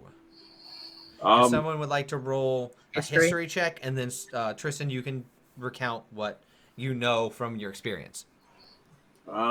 Mephistopheles was using Bellington to roll out a plan of using clockwork merged with organic material to, for lack of a better term, create an army to, I would say, probably take over the world? I mean, I assume that's the majority of the plan. We've interacted with said clockwork material often and seen its destructive power and potential to become even worse. We have individuals up in the artificer section working on clockwork ourselves. If we believe our enemies our using it, we would like to be prepared and have a better understanding of their inner workings.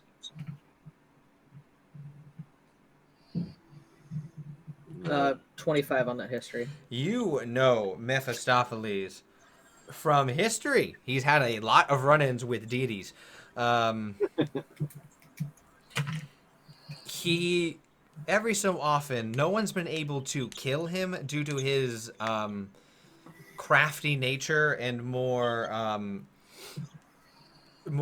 vivacious sense of craft and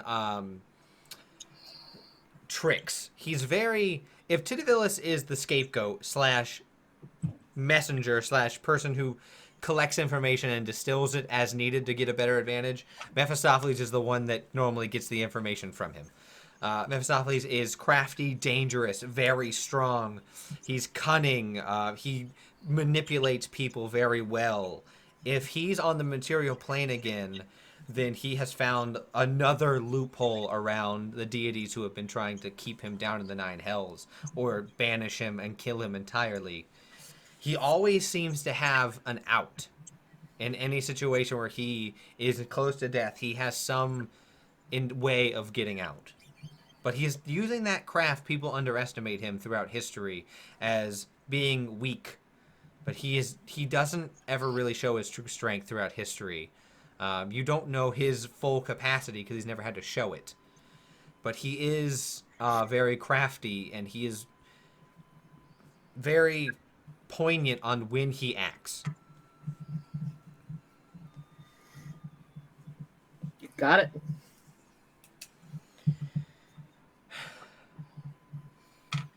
So, if you would like to assist the kingdom in going and checking out what used to be the old dwarven stronghold to due west of here, part of the large mountain range, we would be eternally grateful. You do not have to, if you do not want. We would just like to see if they're actually working out of there or not.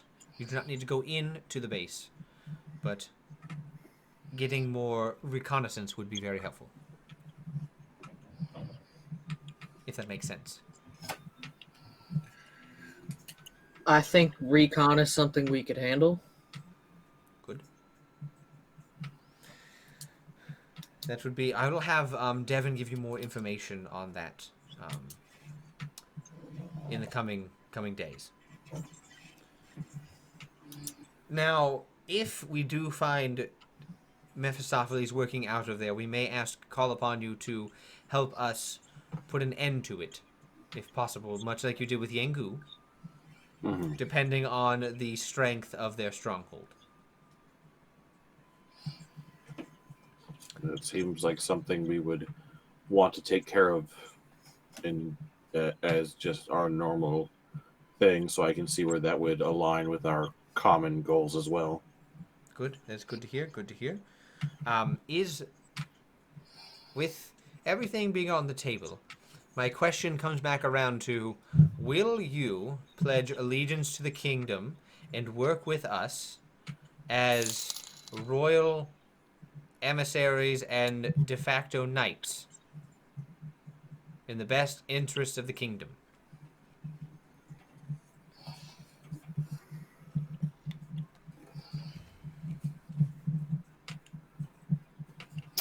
If you do not wish to answer now, I will need an answer by tomorrow morning.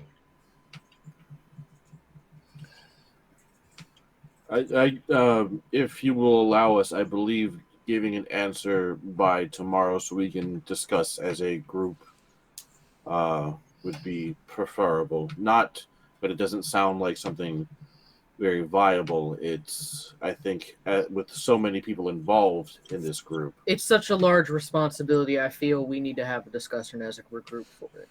Indeed. That does make sense.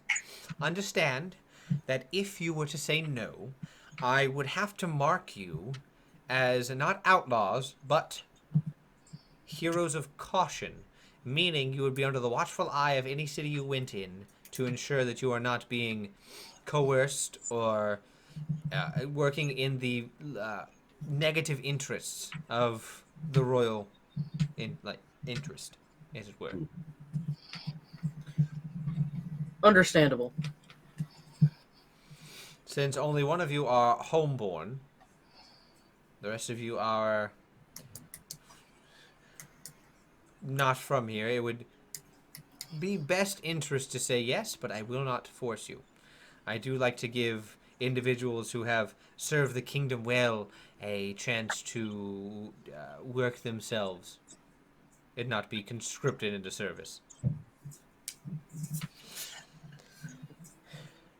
Now, is there anything else you would like to discuss with me? He'll look to Morena first, and Morena will look to Chet. And in brain, should I bring up Ubrin?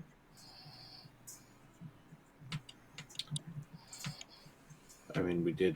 Chet would. Well, it's in her brain only. Yeah. Chet would think back. It couldn't. Oh, this is tricky, actually.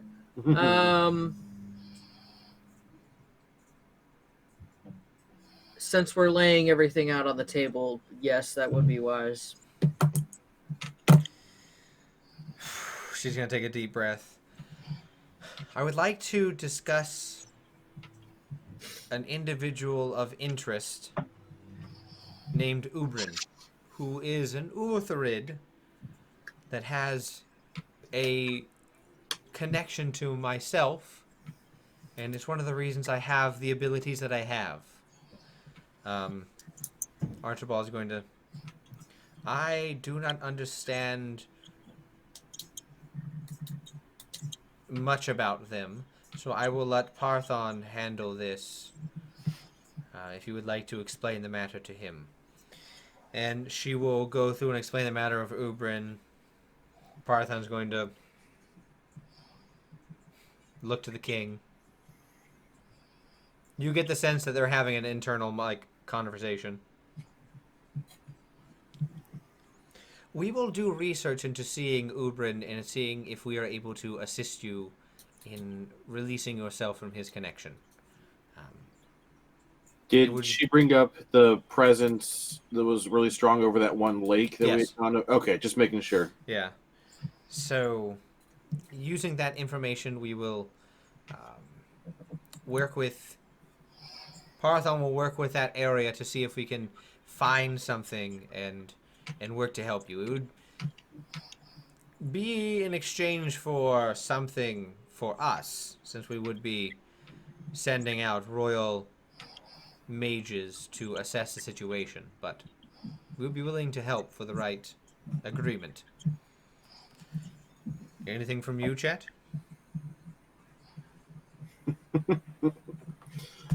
Sorry, I'm taking notes. Smart. Men in the city. Yeah, because there's a lot.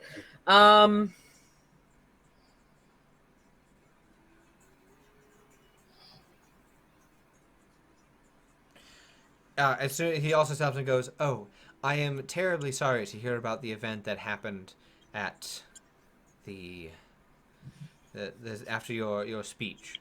I'm glad you're doing well." Thank you, Your Majesty. Is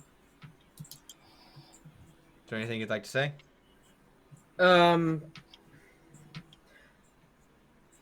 Chet would probably say, I know who sent those men.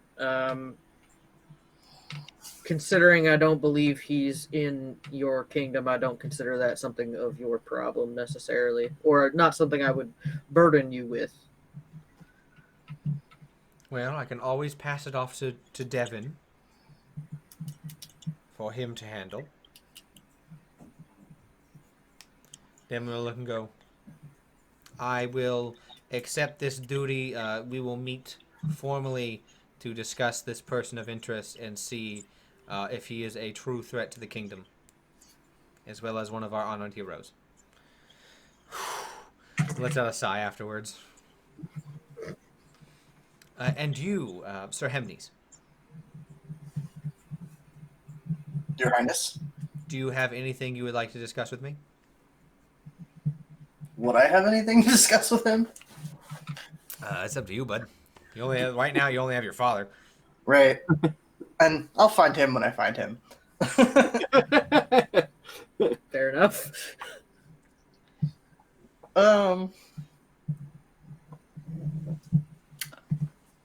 To be honest, Your Highness, I'm new. I haven't been with them long enough to run into much, but and then just trail off. Devin's gonna look at you like look at towards him and he's be like, "This, oh boy, this guy is." All right, and you, Soren. Anything you would like to discuss? As far as topics that we can discuss moving forward, I can't think of anything. Outside of your contact with the Goliath will probably be my mother. She would be the one currently leading the Goliath tribes, reuniting the splintered families. Would you be willing to go out yourself and talk with them? Oh, as like My emissary. you can see Soren was looking for the word. Like, if you would like for me to try and settle things with a familiar face, that by all means, it seems like a wise decision. Good. Good. That is something we can, you and Devin or Parthon can discuss in further detail. I am sorry I'm not able to discuss the young dragon with you, but developments have happened, and for the sake of our country, we must keep them secret. But you can assure me that he will be released back to his family When he is able to, and when we are able to do safely and for the best interest of the kingdom, we will do so. We are not in the habit of keeping prisoners. Speaking of prisoners, There it is. Mr. Hartley, Yes, Your Highness. we need to discuss the matter of your uncle. Yes, sir. Ordinarily, I would have put him straight to death. But, at the high recommendation of Devon, as well as Parthon on your behalf, we have spared him. As his relative, what do you think a suitable punishment would be?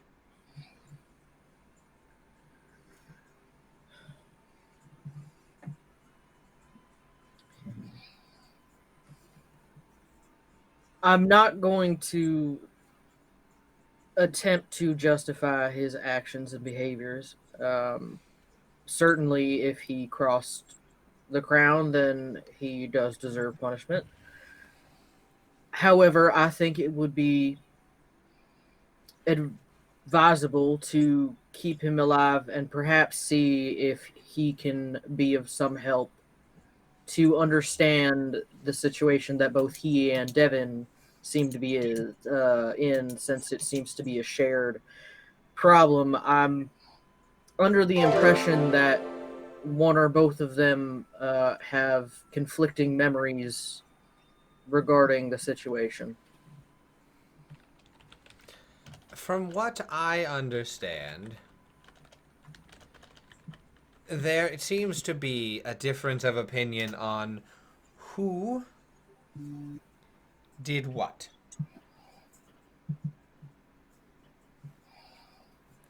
And where the curse originated. And so from that, if he'd be willing to forego his life and serve the kingdom and the crown and work with us diligently to help the problem placed upon Devon from this, we may be willing to give him, how shall I put this nicely? indentured servitude status.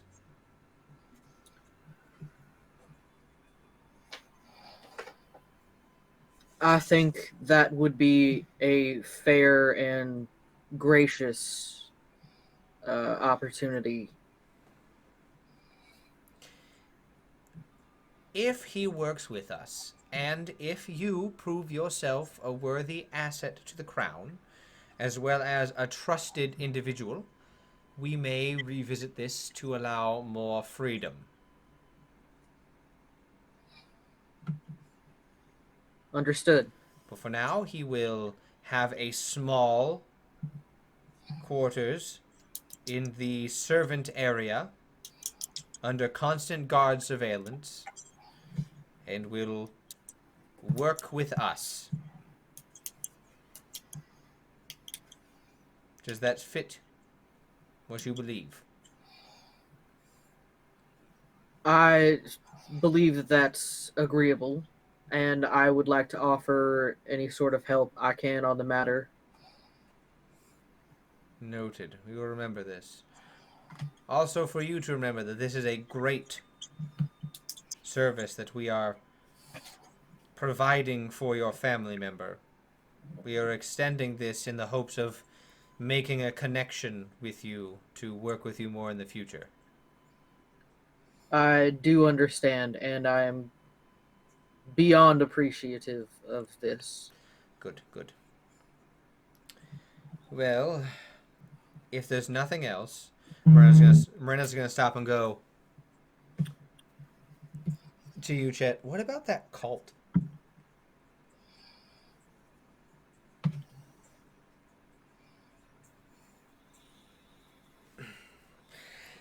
The one with the baby kraken. Oh. Yes. Chet will, since the king is speaking, Chet will gently.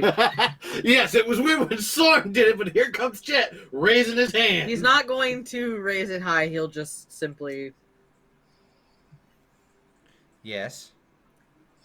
There was one more matter that we should bring to your attention. A seaside town not too far from here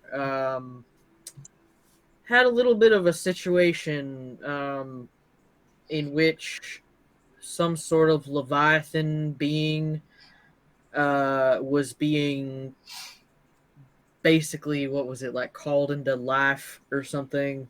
There is a paladin who usually works in your kingdom. It's paladin or cleric, the dragonborn. That Ezra? Ezra. She is currently the one presiding over the city, as her father was the one that was the head priest of the town. I'm not sure if she has had a chance to spoke to anyone on your council, such as Parthon or Darren. She is not. We will find her and bring her and have a meeting, a debriefing about this. Thank you for bringing it to our attention. Well, if that is all, then I will see you later for dinner.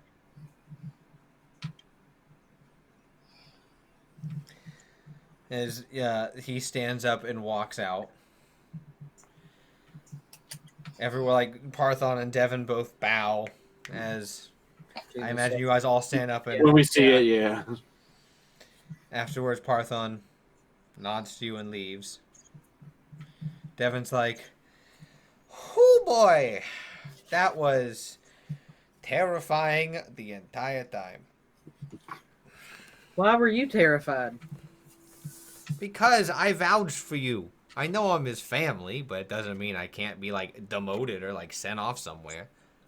Oh. Well, thanks for vouching. I'm sorry. He seemed, like I said, he seemed frantic and very short. That was with everything going on. He was Being a king's rough. It's fine. so. I'm really sorry about you can't go see the dragon. He took a turn recently. That's all I can tell you.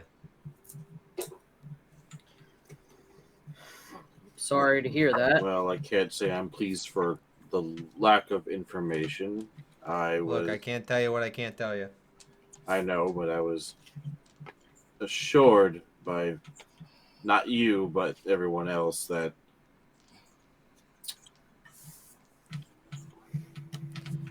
Welcome to politics. Unfortunately, things change frequently. How do you think we learned about our issues over in with the stronghold? It started with the dragon speaking nonsense that was in tongues we didn't understand, so we had to decipher it. And then it was saying, "I must go to the caves. I must go." I don't understand it. We're working on purging it, but it's been a bit rough.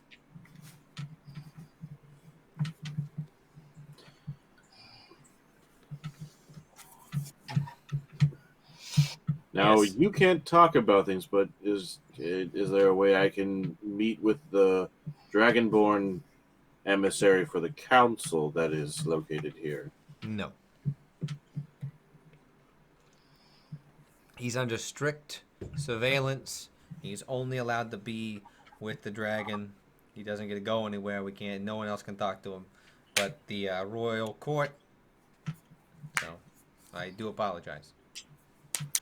I'm assuming that you're doing all that you as in the royal you are doing all Royal.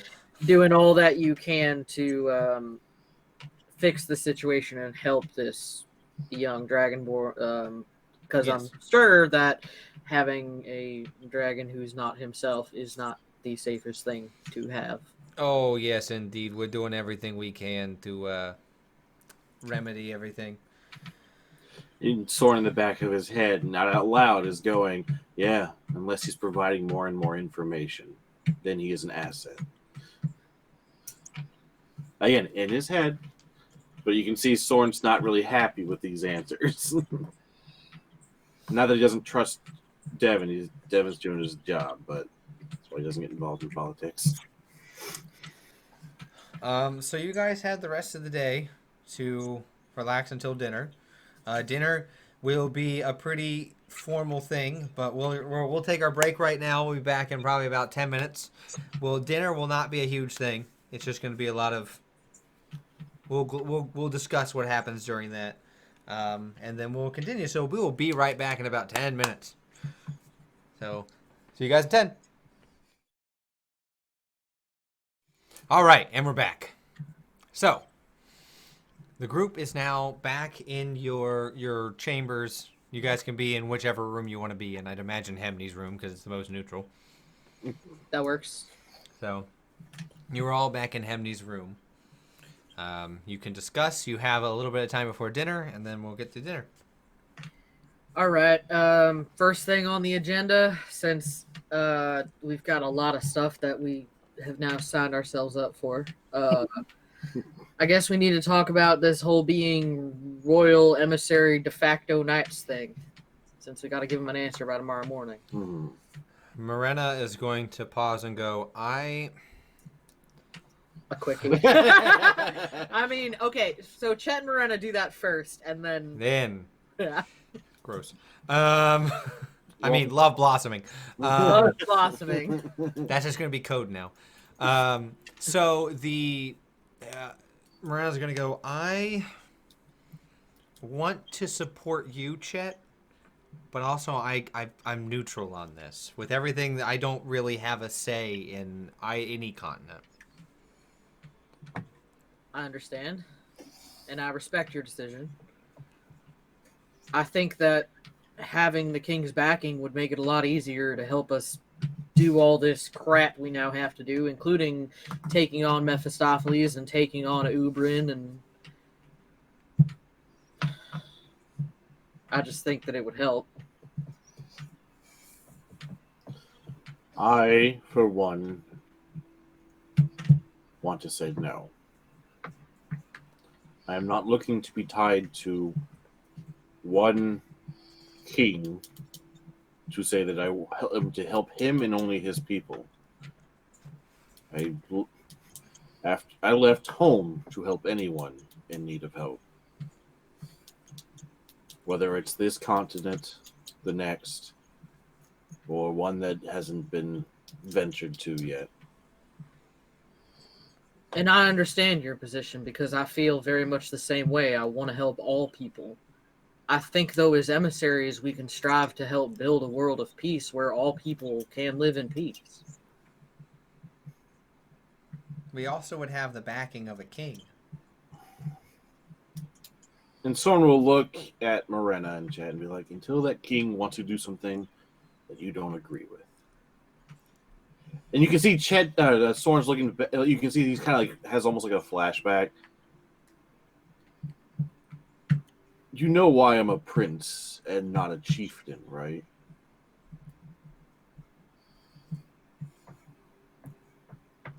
Because you and your dad butted heads? My father cast me out for doing something that helped one, and that did not align with his views. And though my father and I's relationship was somewhat repaired before his passing, that was a lucky circumstance between a father and son. Do you think it will be so clean when it's a kingdom with his royal guards and someone like Parthon? You were fortunate to get the chance to make amends with your father before he died. Mm-hmm. And I understand what you're saying about the difficulties of making amends with a possibility of a scorned king should we turn down doing a quest he bestows upon us. As somebody whose dad died in a war, I think I'd rather be in a position where I can work to stop them. Right. As opposed to one where I don't have any backing or any authority or any grace in any kingdom to potentially further help others.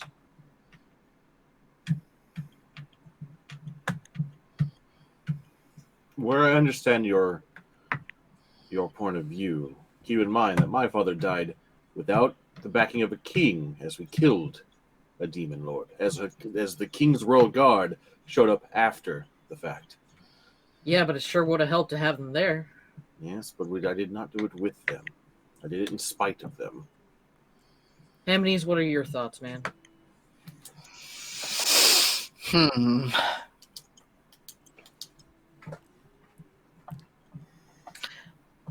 I can definitely see where both of you are coming from. I'm inclined to say yes, only to have that backing, but that is not to say that I am anyone's lapdog. If it came down to it and we did have to, let's say we disagree, we can, use this sway to try and change his mind, and if that didn't work, then we would have to do what we'd have to do for the better of the people.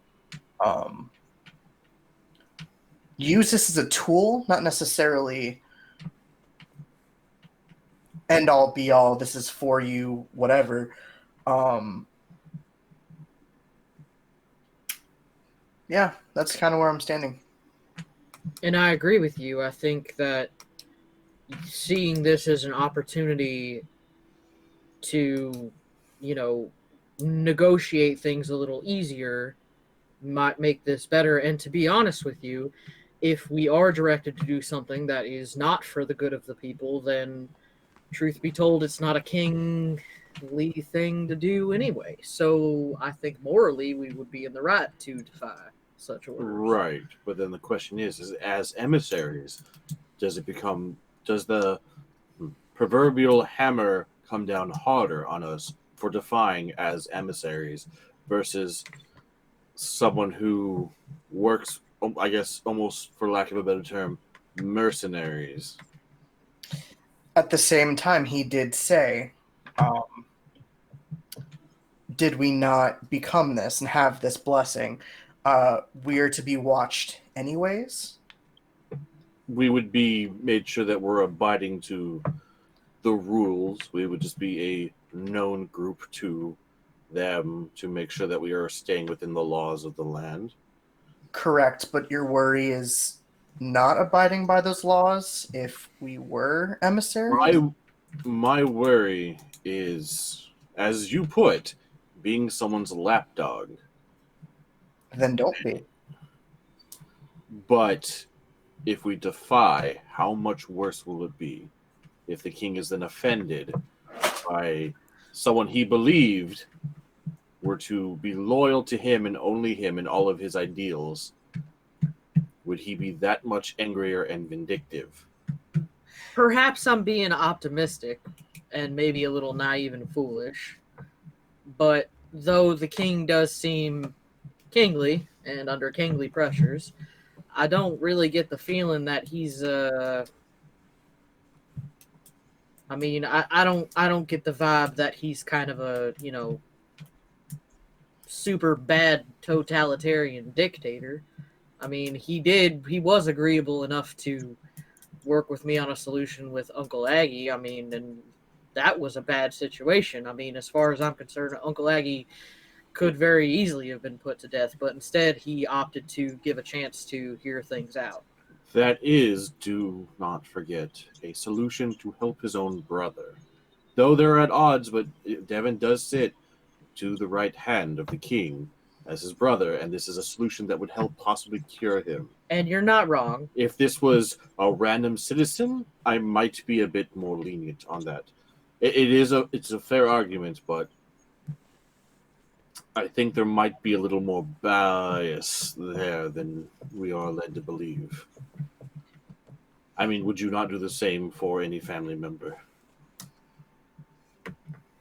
I mean, I basically just sent my own uncle to jail. Right, but Because your I uncle believe is not that innocent. He violated a law.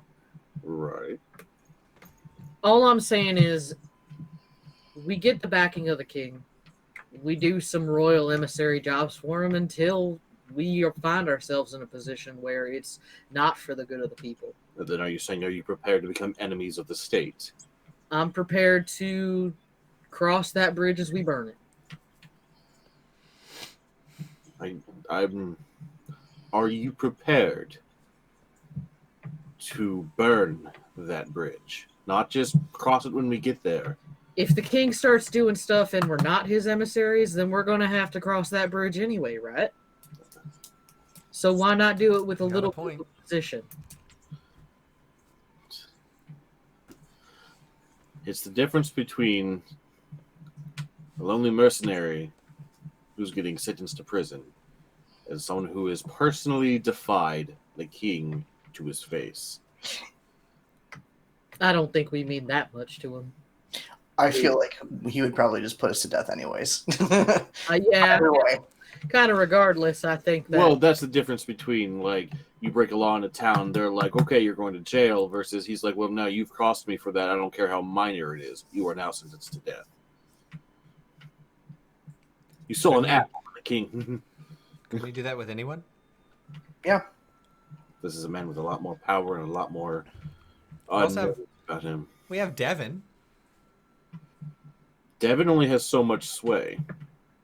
It would help. I mean, it like Chet pointed out, helped Aggie.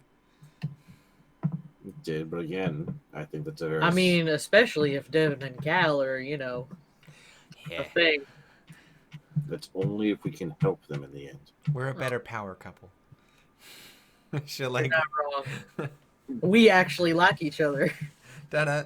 Are you implying that Cal does not have feelings for I'm Devin? implying Cal doesn't like anybody. She likes Devin. I don't know about that.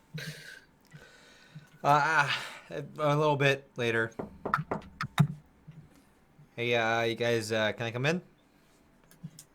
Yeah, actually, come on in. I'd love to pick your brain about this. Oh, no, you don't. Don't come near my brain.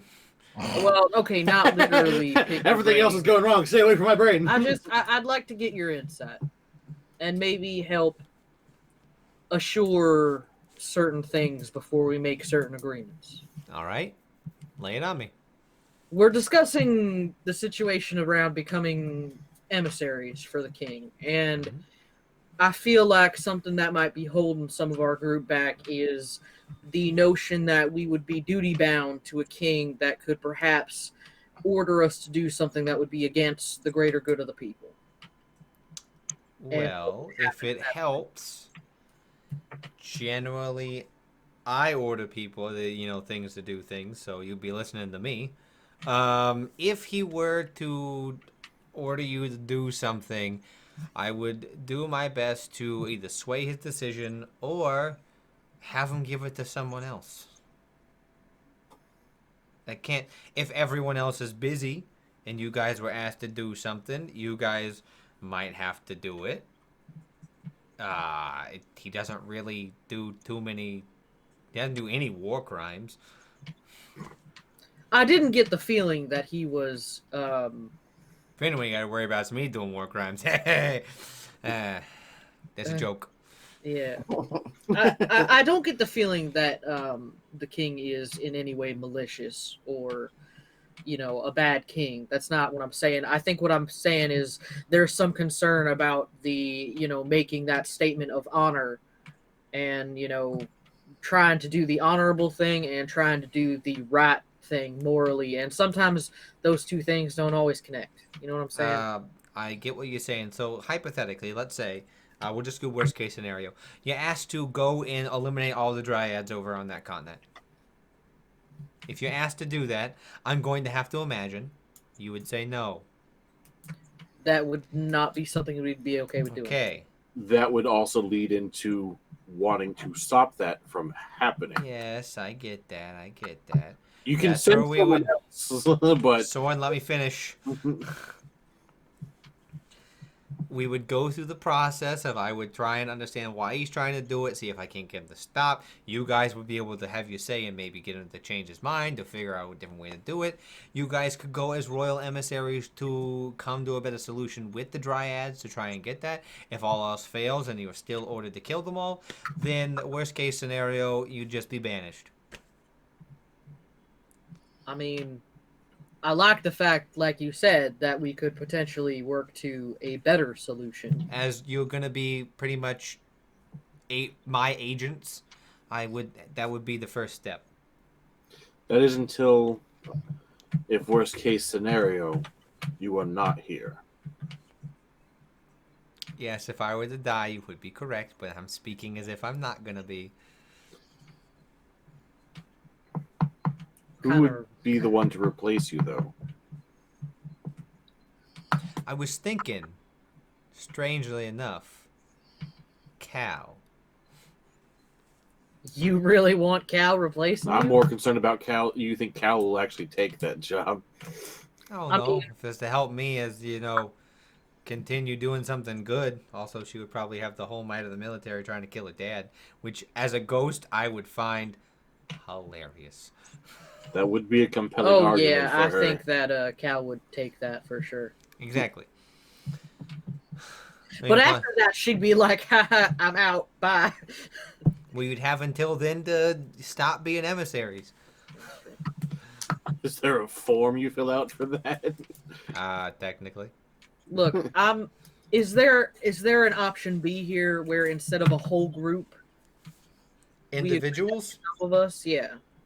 How would that work? Would that work? You wouldn't. That would be very tricky with your current situation as the Stormbreakers, because you would, if only one of you was a royal emissary, if the Stormbreakers did something against that and you went along with it, you'd then be treason. Fair enough. So it's an all or nothing thing. Indeed. Does this include past members as well? Like, will you... Calamine gets a pass right now. Technically no. No one else is using the Stormbreaker moniker. Okay, I wasn't sure if you guys were going to send out a summons and call in. No, I do not want to deal with Leon right now. Well, I mean, there's I don't also think it- Bilal. Bilal's fine. Rhaegon, I think he has a higher calling with the Council of Dragons. exactly. I think he'd be like, that's beneath me. Solomon, I don't even want to try and get Paylor involved. So, I mean, Why don't you, Soren? Why don't you talk to somebody who might give you a more. He's trying to say talk to Thor. Yeah, thank you. You don't need to waddle around it awkwardly. It's Soren. Go ahead, go jump out in the middle of a thunderstorm and talk to him.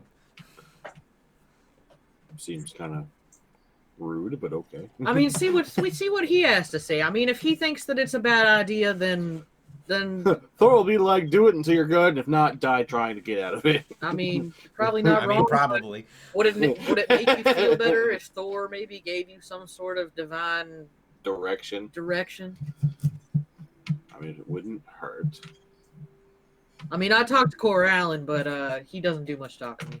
So. Have you tried praying to him in a while? I mean, I talked to him, but not. It was just the one time, and I think it was because I had an elf spotty. Yeah. Yeah, oh yeah, the whole thing with the yeah. Yeah. Thor was confused by your body, so. Yeah, I mean, looking at him, I wouldn't be surprised. Morena tried he's gonna look over and be like 1 and 2 and 3 and 4 and 1. I know. I gotta get on a routine, man. You got weights. Thor blessed you with the weights of Thor. Well, dinner's gonna start soon, so you guys need to figure out sometime before tomorrow. Which, oh, by the way, he'll pull out 2 small packages. Zolto, drop these off. That was early.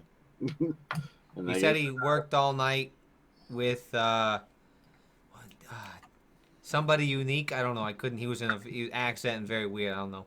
Well, I'm sure if they're an artificer like him, they are unique. So there you go. Takes box, opens box. It is the bracelet of companionship. So you have the planar message. We have one for Hemnes and one for Chet. Yeah. Me. Okay. Yeah. Everyone has it now. Oh, does that mean I get mine back? Yep. Chet immediately goes like, Earth to Cal, can you hear me? Oh, no. What the hell do you want? I just want to see if it works. Thanks. And that was who you called? I mean, she's not in the room. It makes sense. It does. Now, don't call me again. Also, Devin says hi. Bye! Devin's going to be like,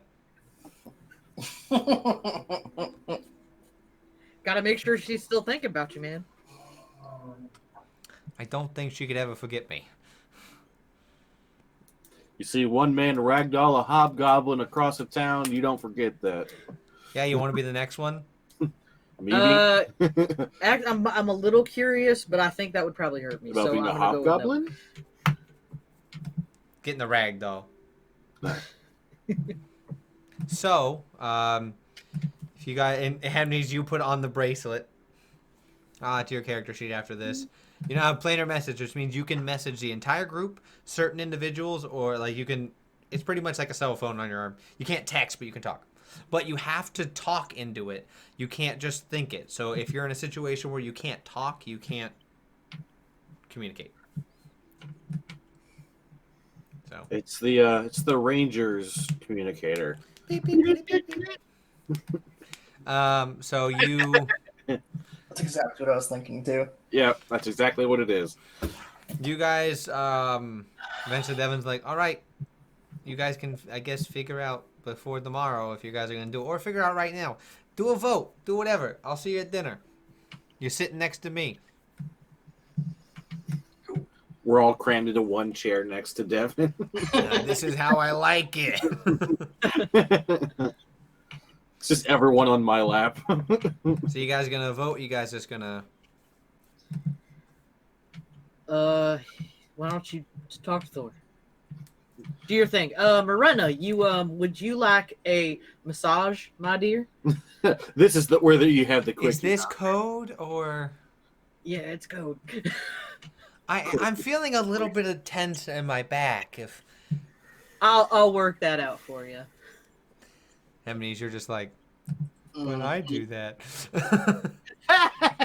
He doesn't get it. So Tristan, would you like to roll religion?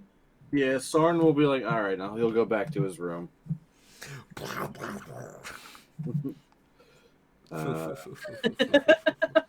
like all by myself. I'm sure Moreno wouldn't mind if I invited That her. is She's a not here to 19. make that statement. 19? Yeah.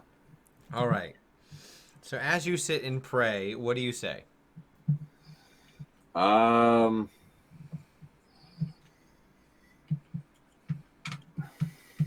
Thor, my allegiance forever will be to you and the cause that I have been quested on, but I am being asked to make a pledge to a king, and my worries of defying this loyalty when it becomes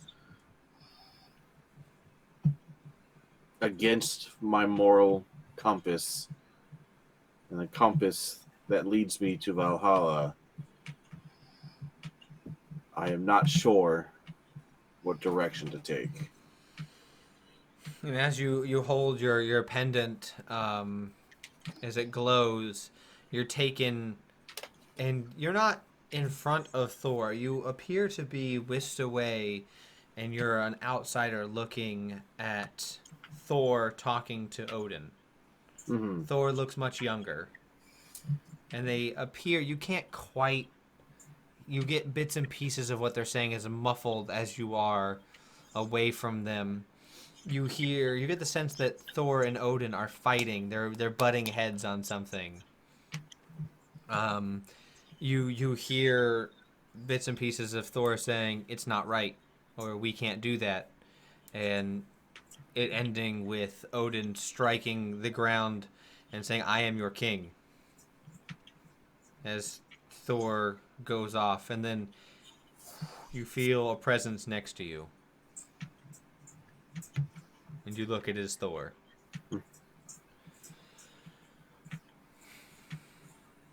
I understand your problems and issues with working under a king, but I have pledged my allegiance to the Allfather. And though in his infinite wisdom I do see fault, and I do push back, I am still loyal to him, and I have trust in my king. If you do believe that this individual is one of good intentions and trust, and has surrounded himself with those who wish to guide him along a pure path, then I say it is worth the risk. And, in true fashion, if you need to, fight him. That's what I did with Odin. I fought him. I don't think I would get a chance to actually fight him. This is not the Asgardians. You're big enough, you could probably break through. I mean, maybe you're right. Kills the king. Swords king. So, in my wisdom,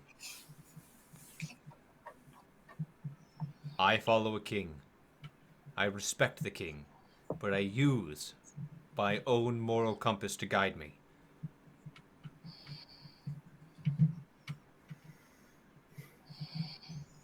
Yeah, but your king is the Allfather.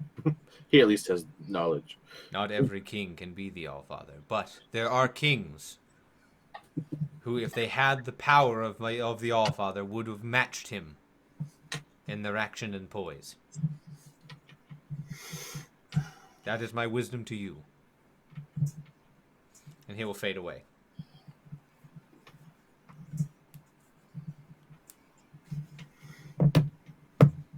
After the quickie. No, it's not baby time gang. You go back to, you guys all come back together after your individual bit. Hamdi's, I'm gonna imagine you were just meditating and practicing drills. They said not to jump and walk on walls in my fancy clothes. Didn't say anything. I couldn't jump on couches. Yeah. Oh no! Rip something. So you guys are all back in the room. Hamnies. Have you been jumping on the couch? Yes. Are they nice to jump on? You Yes. should do it. You should do it. All You right. should do it. That in mind. I figured they would have noticed from the, how springy couches were. So, did you seek guidance from the big man with the hammer? I did. Did he guide you? He guided me in his best wisdom. I am not one to question Thor's guidance, but I believe his situation is different from mine. But I will say this. I will leave this up to the vote of the Stormbreakers. I've always been democratic with the group. We will take a vote. I will follow that vote. But know this. If the vote is to become emissaries, if it does cross a path that does not align with my beliefs, I will not hesitate to turn against it. I am here to protect those who cannot protect themselves. But I want you to know, if you have to denounce me and you wish to continue your path, because it is one that I cannot go down, I will see you across the battlefield or next to me, depending on the situation. I'm not saying you're going to be my enemy. Yeah, Brenna's just like, that was a weird way to put that. I want you. I'm just saying. I understand that should we do anything opposed to you, look, I got nothing but respect for you, brother. So let's just say we will burn that bridge when we cross it. So what's the vote? Cal's here. This will be the vote. My vote is for no.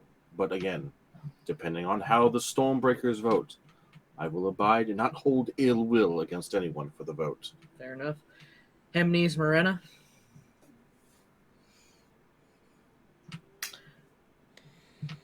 I'll say yes, but the same caveat. If he starts, willy-nilly trying to, kill people that, and not serve the greater good, then I will stand with my new brother Sorn against him. Brenna's going to look at you and go, Chet, what are you going to vote?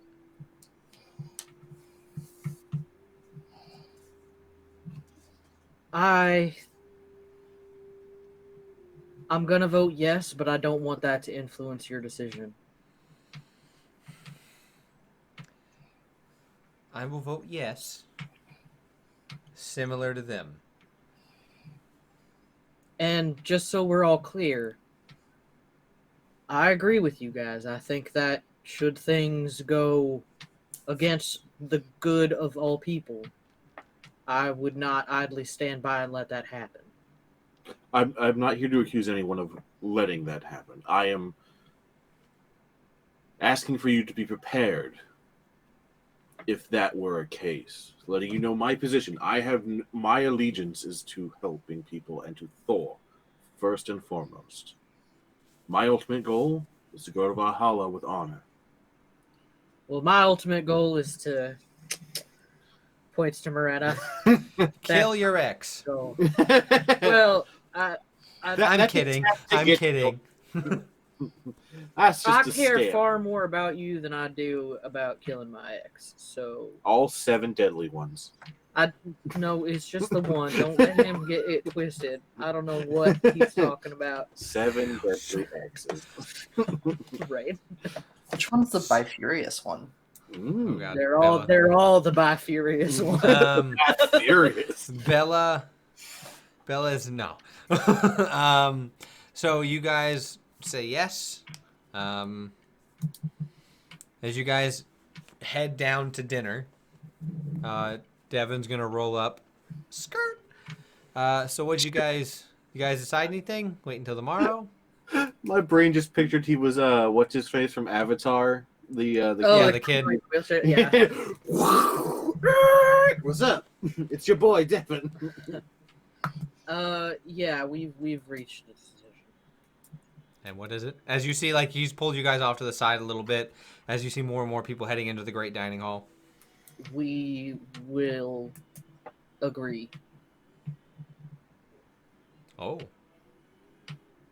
All right. I will draft up the paperwork, and we'll get you guys some royal insignias. I didn't expect that at all, but welcome to the team. I was outvoted. He wanted to do it the democratic way, so Excuse me for being a team player. Did you guys know democracy's outlawed here? Well, No, I'm just kidding. that was a short run of emissariness. All right, All right, let's go on in and let's have some great food and some drinks and some have some great time. Small bites. Small bite. Yeah, small bites. Let them eat first. Right. We're sitting about 3 seats away from them, so I thought we were supposed to be 4. no, that's during royal meetings. 3 prongs dessert. 3 prongs dessert. Difficult for pudding. We're not having pudding, are we? No, we're Alcohol. having like cake. Okay, that you can eat with a trident. I mean, it would be pudding in it. And no more than 2 more drinks than what he has. more drinks. Rat. I'm gonna need some drinks. Are the drinks proportionate to us? No.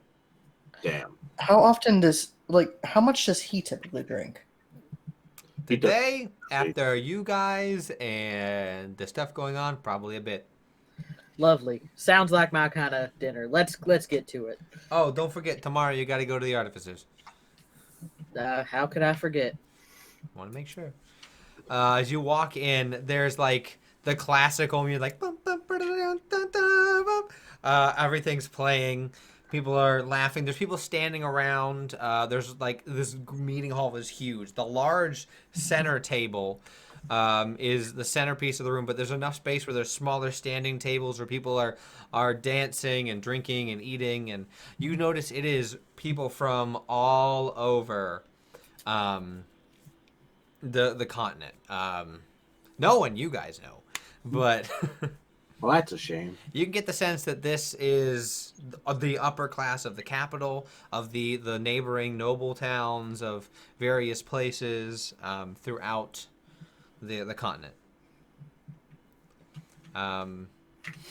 You guys are seated pretty close to the king. As Devin sits down, you guys like we can sit down for now. Like don't worry about it. When he shows up. This is more a relaxed, formal thing whenever we start eating. But for now, we're fine. You guys want something to drink?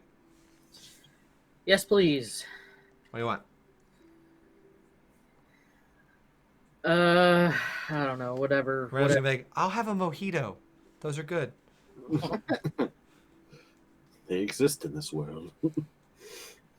He'll look at Chet. Get a whiskey. Yeah, let's in honor of Calamine. Let's do a whiskey. Already had you. You have these? Alcohol? Yeah, totally. What one, bud? I need to know. Absinthe. All of them. Gross. Calamine would like you though. Soren, mead. Okay. This is gonna be mead. I don't know if you're gonna. This is gonna be interesting mead. This is like special mead. Interesting, or are you implying It's made from like really, really, really rare honey from like flower honey. Oh, it's a wildflower mead, or I guess not It's wild. a flower. I don't know what kind of flower. I just know that it's really good. Oil flower mead. Yeah. Flower mead. Corpse flower mead. Oh God! That's called poison. Now I feel like I need a shirt that says "Need Mead" Need with a the question need mark. for mead. You guys all get your drinks brought to you. After a little while, people start sitting down for the dinner as King Archibald comes back out and everyone sits like and bows and curtsies. You guys have already done it, so it goes well. Oh no. So as you guys sit, you guys are close enough where you can talk to the king. You see, he's much more calm, cool, and collected. The first thing is soup. It's a soup. It's a nice minestrone. As you get to where he picks up the spoon and starts to drink, like ladles it in. Devin's gonna go to you, so and be like, "Huh? Do not pick it up. Don't pick up the bowl." I just imagine like Soren's massive meaty hand with, like, With a a tiny little spoon. spoon, like. Oh God, what movie is that from? Whole bunch, I think it's in a few. Yeah, it's probably a Disney movie I'm thinking of. The king's gonna look and go, "So, I've heard you have agreed to become emissaries." People are like, some of the like upper like nobles and dukes are like, "Oh, the new emissaries. Hello," and they start like introducing themselves like, "Are you the Stormbreakers? The Stormbreakers?" And it just like ripples down a little bit. Oh Lord. We'll make sure you're fitted with the finest of things within your Demon's gonna be like, liking. Yeah. Yes. Within what you like. Is that okay? Mm-hmm. He seems a lot more like worried about what you guys like. It's like a 180 from he was in control to like, is that okay? Do you guys like that? Yeah, absolutely. Thank you. Okay. Quite generous. We already have your measurements, so we'll get that all figured out for you. That would be wonderful. It's a wonderful, good. And he's gonna stand like ting ting ting ting. To the Stormbreakers, our newest emissaries of the crown. Hear, hear. Just a thunderous hear, hear. Is everyone? Whiskey. The rest of the dinner goes pretty smoothly. I mean, Devin's there to like show, like, go first for everything. So anytime you guys are like, what do we do? Devin just starts. You guys talk to the various dukes and duchesses, and they're like, "Oh, your homely charm is so quaint. It's so nice to speak to such commoners. You've really risen above your stations." Chet's gonna play into that actually. As farm boy, he will. You see the headmaster of the school is there, and he begins to like talk you out. Like you hear like, "Oh, there's Chet. He's our newest professor." And they're like, "Ooh." Some of the younger duchesses are like, "Sorn, your arms are so big."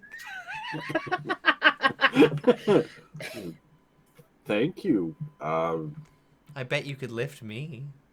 And like twirl their hair. I mean, I've lifted many things. I assume I could, but I think it'd be improper at dinner. Maybe after dinner. I mean, if that would please you, I'm sure I am capable of doing so. Watching Soren flirt. is hilarious. Who said he's flirting? He's oblivious to That's what this. I'm saying. Well, maybe I can come by your room and you can show me your weightlifting technique. The king is just like eating this up, just like to have some tea. Just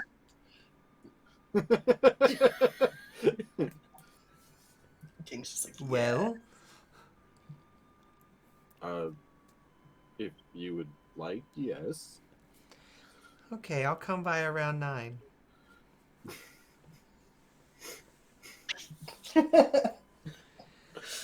You see a younger duke just like, Oh no. dinner goes pretty well. You guys, is there anything you want to talk about with the king?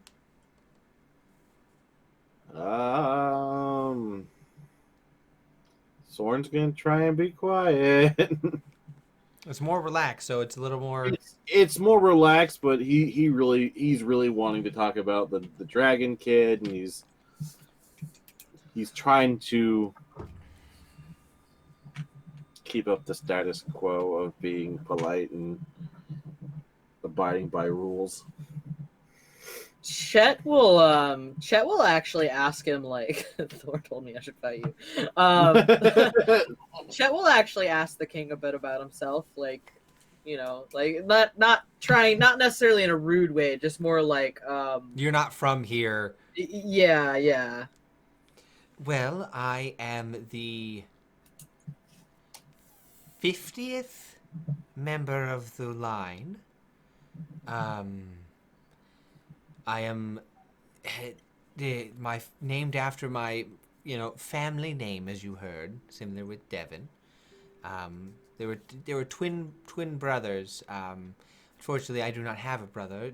He does not have a brother. We are just, cousins. I'm unmarried, and everyone's just like, he's talking so candidly. It's just hard to find someone who understands the pressures of what I've been going through recently. So. Yeah, I can't imagine that it's easy having a kingship and a love life. It is very hard. I've been advised to find a bride, not of love, but of lineage, which is how most of the royal family is born. Perhaps you can find one of both. That would be advantageous to myself. I have studied in several different studies through my life. I've studied various forms of arcane, sword work, medicine, archery. I'm very well rounded. I speak 10 languages. I know the inner workings of business / money. There's various trade deals I run. I also love horses. Is that everything you want to know?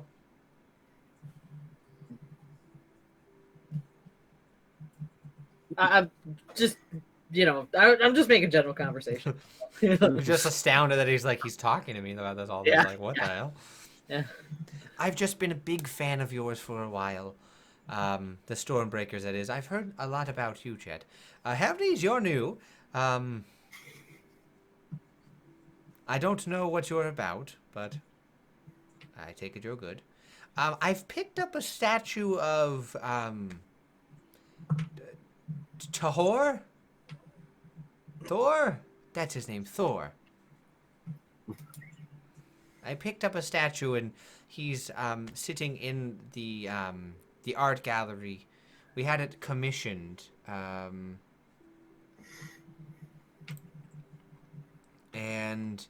it was interesting to see what the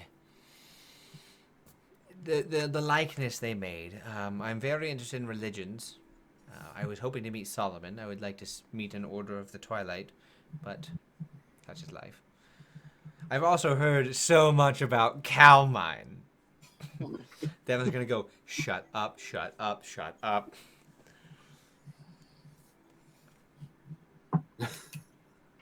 Yeah, I had only a brief meeting with her. I've heard quite a bit about her myself. Well, she's quite the, how did you put it, Spitfire? Devin's gonna go, shut up. I mean, yes, I'd say Spitfire is one way to describe her. Sometimes she's hellfire and brimstone. Sometimes it's definitely a situation of nothing like nothing worse than a woman scorned. For hell hath no fury. Like the 9 hells have no fury like a woman scorned. Yes, I was really hoping to meet her. I mean, if what Devon says in their love is as true as it believes, then I might have some nieces and nephews in the future, and I would just love to spoil them rotten. I love kids. They are the future. And he just goes on like a 10-minute rant about how he loves like kids and they're the future, and he loves teaching them, and he loves like giving them life lessons. You can get the sense that he really wants to be a dad, but it just hasn't happened. After his little rant on kids, Soren will kind of chime in about his love for kids, but more on the imagination, the magical, the purity of their honesty, their joy, their very the innocence to some degree, and he admires that a lot about them. They generally know the what's right and wrong, and So you guys spend another 10 minutes talking about like the ethics of raising children. I wouldn't say ethics of raising. No, but like how you raise them in a way that you foster creativity, but also don't let them get so far out of bounds they become wild. Right. Sure, we'll go with that. They're not like savages, just like let the kids just be them. Because he's putting from the confines of order and structure, help make, dutiful kids. Right. Songs like kids just need to be loved, not thrown out of the family. Dun, dun, dun, dun, dun. Dad issues. So dinner goes well. You guys have the rest of the evening. You guys, I don't imagine, are gonna get. I'm not gonna roll for your vice, Hemnes, because you had alcohol earlier in the day, so it's not like you've kind of like paced yourself. It hasn't been a while. So you guys have a lovely dinner. The Duchess does dance with Soren at some point. Oh man, can Soren do a performance check for Yes. because I want to see that so Yes. That is. bad. Soren get adopted by the king. Okay, so it's a 19 minus 1, so 18. Ah, you did so well. So you're like gracefully lifting her up. You're doing like large moves and twirling her around. She's blushing. She's had a few glasses of wine. After a while, she does go back to your room with you. She's gonna leave disappointed. Oh, Are you not going to initiate? No, Soren still has Kikyo back home. So she will try and initiate, and she's going to be like, I've never been with a Goliath before. Soren, when she starts making like actual like advancements, because again he's just gonna be oblivious to it, and then when she starts making it, he's like, oh, I have given you the wrong impression. I have a mate at. I understand. I greatly apologize. She's gonna like put on like her shawl and be like, I thank you for a wonderful evening. And she will leave.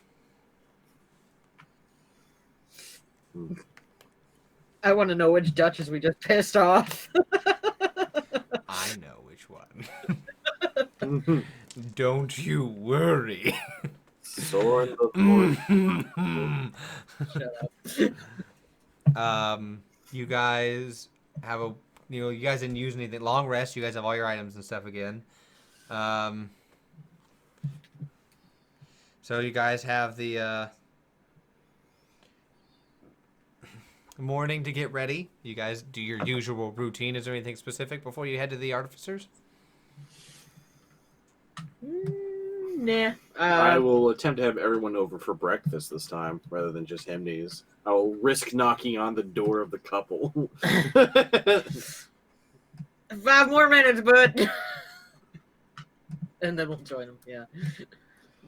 And during that 5 minutes, Soren will confess to Hemnes about his evening. Like, I accidentally seemingly left a Duchess on.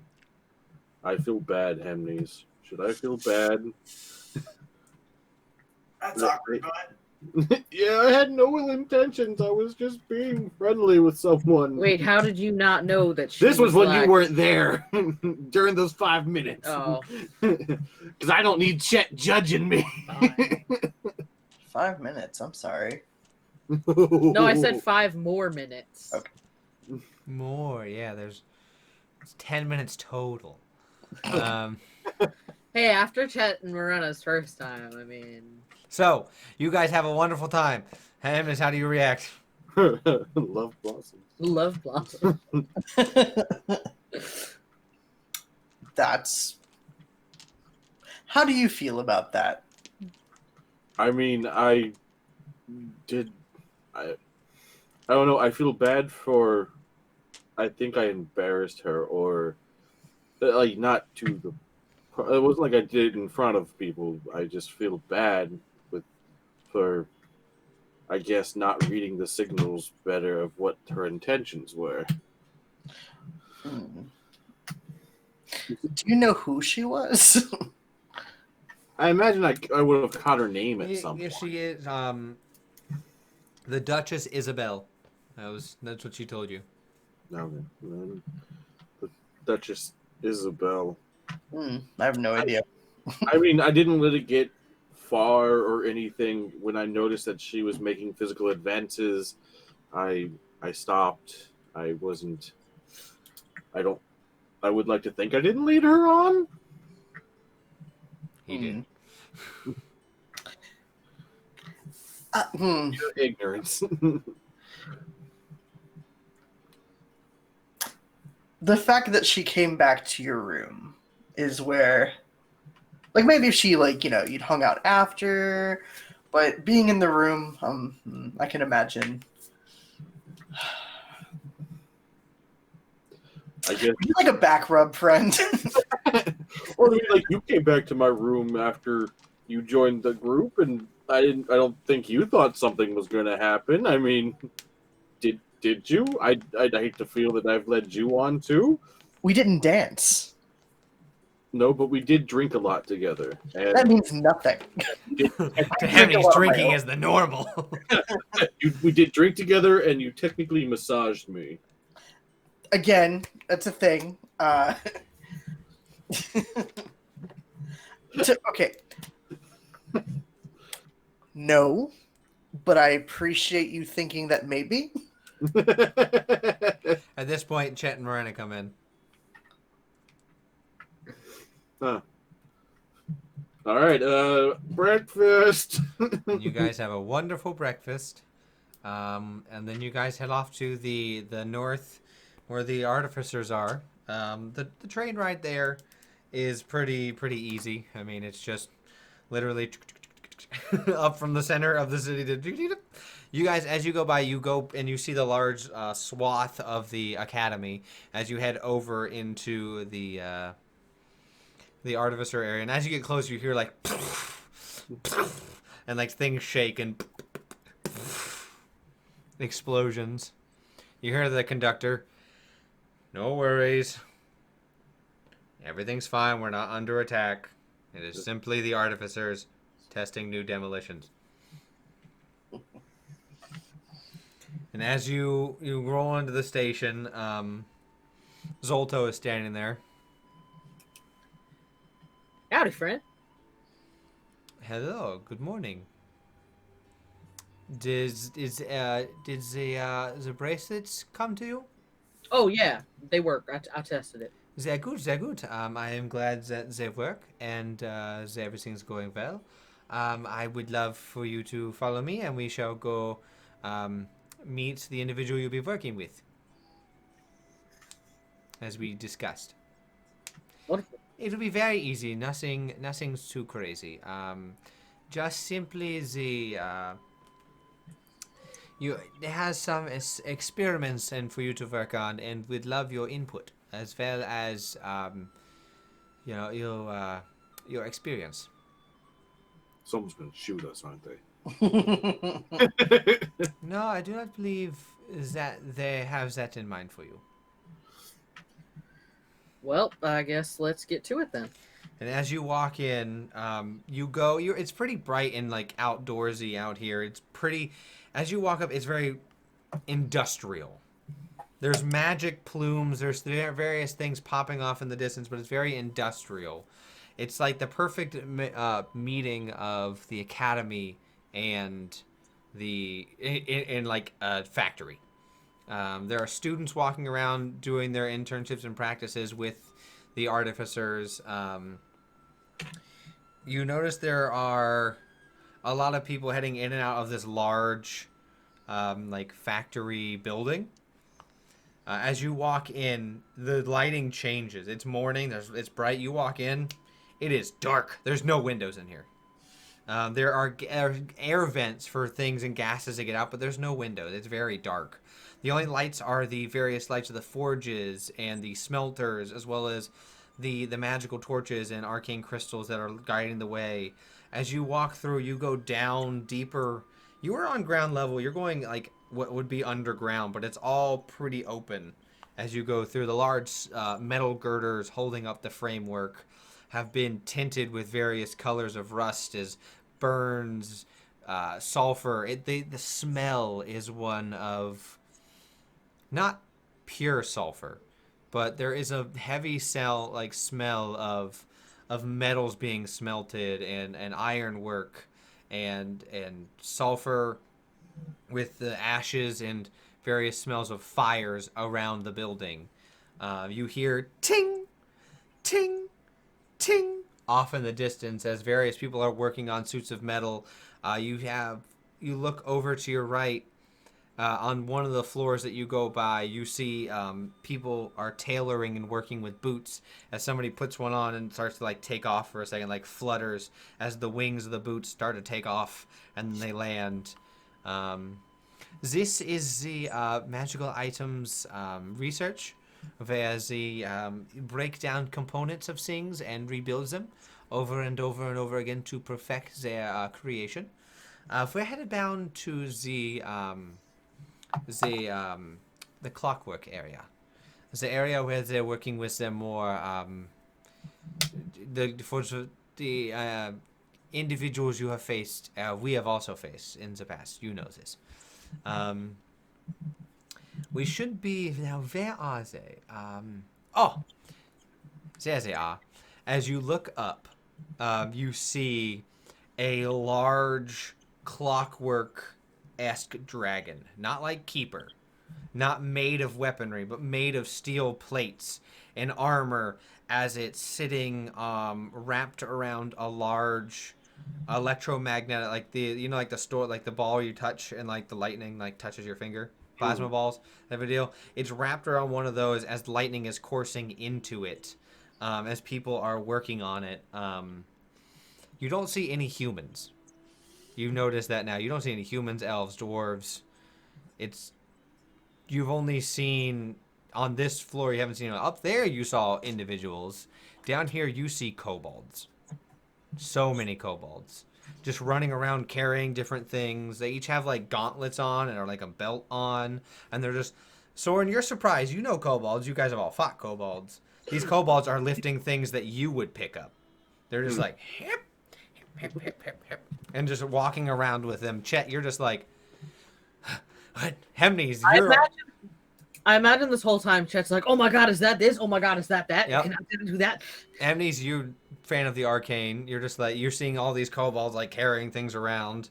Now where are there. As you see what appears to be a kobold tail hanging out from inside one of the parts of the clockwork being. Just like tail hanging out, feet kind of like waggling around. You just hear, all right, turn it on. As you see the back half of the dragon like begin to like click in, the scales of it like shimmer and shake as the back half, the legs begin to move and test. Oh no, hold on, no. Small little like mini explosion. They wiggle out.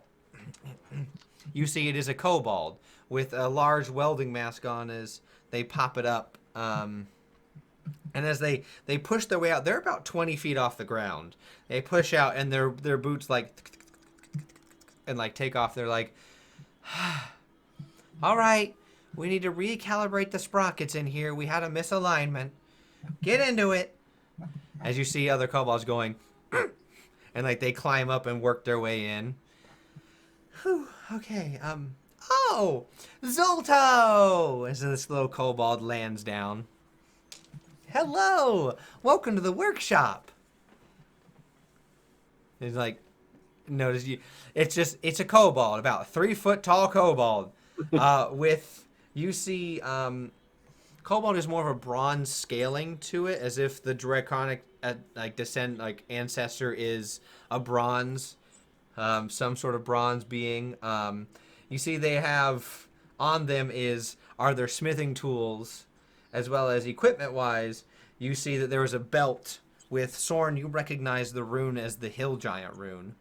Mm-hmm. Inside of it, they have a cloak on. They have a parafat hanging from them.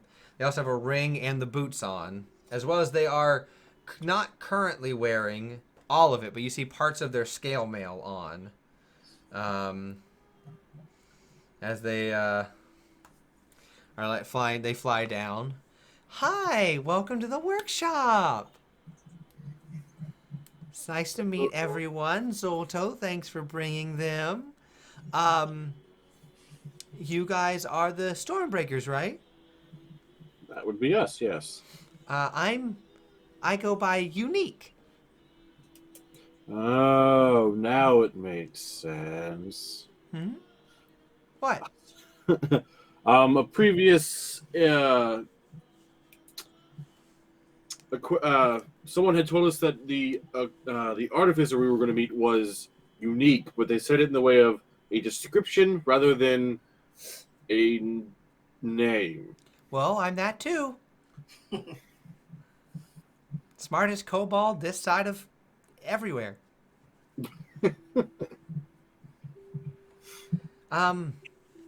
It's a pleasure to meet you. You must be Sorn, as just floats up.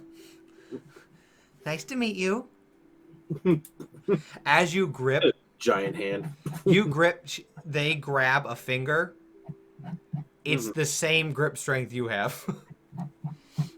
Technically stronger. Just. It's a pleasure to meet you. Floats over. You must be Hemnes. How is my bracelet treating you?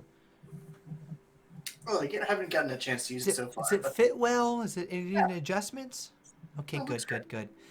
You must be Morena. It is divine to meet you. I'm so glad I got to meet you. Morena's going to be like, it's a pleasure to meet you. You are adorable. You're just going to be like, oh, stop. And you must be the newest professor.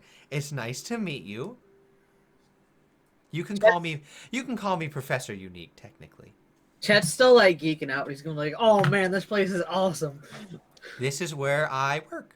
This is my factory. I You actually work here every day. Well, if you want to be on, I run it. I run it. Oh man, that's so cool. This is my school of the artificer arts.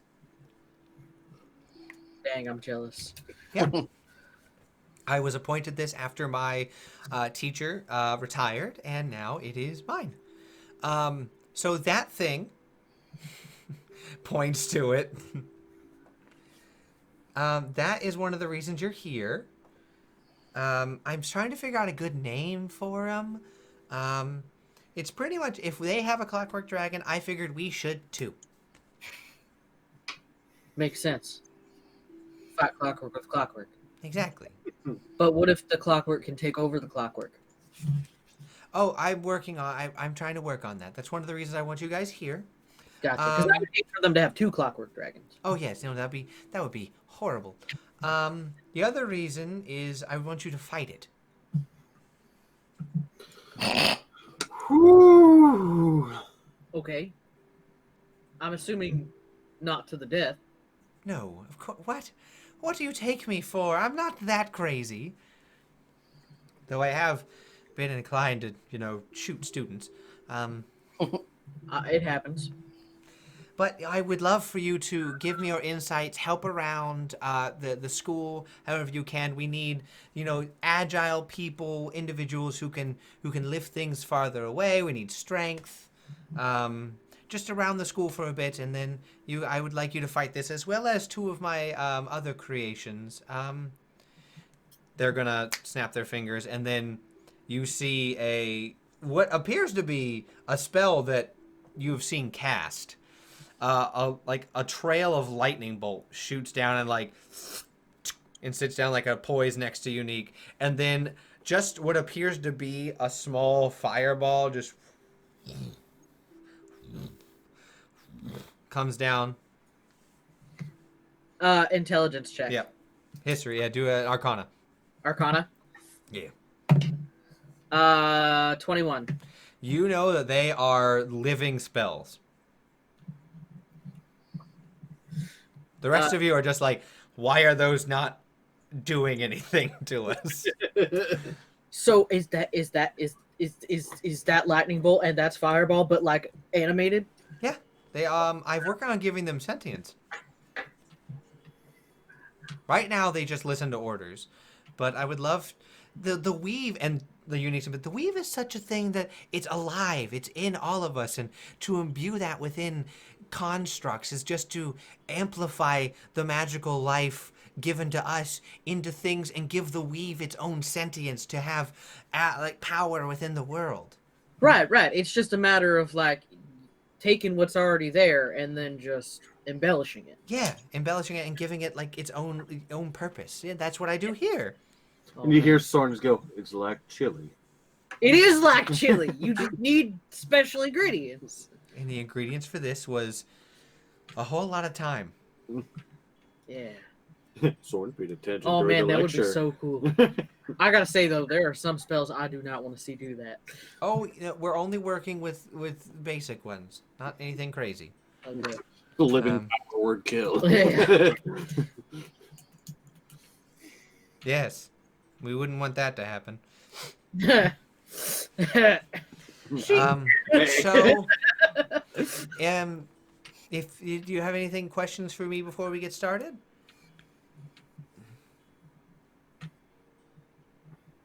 How about Taker? As the name, There's Keeper, and then there's Taker. I was gonna go with like a name, like a normal one. Like Steve? Steve would work. Steve, are you in here? You want to name that thing Steve? Put it on the board. There's like a board with like 100 names. Steve's just like, yes. Just to clear any confusion, if you need me, I go by they them. All right. I don't see a purpose to that in my life, so it doesn't feel right to me. As much as my artificer infusions and the things I make change, so do I. That's So, fair. if you need me, unique will work.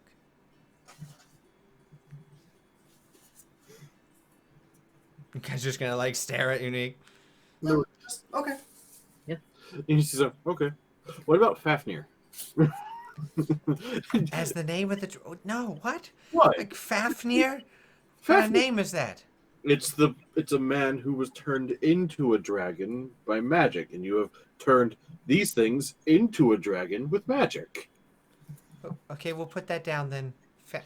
They're gonna butcher the pronoun like Faf as in Faffnear.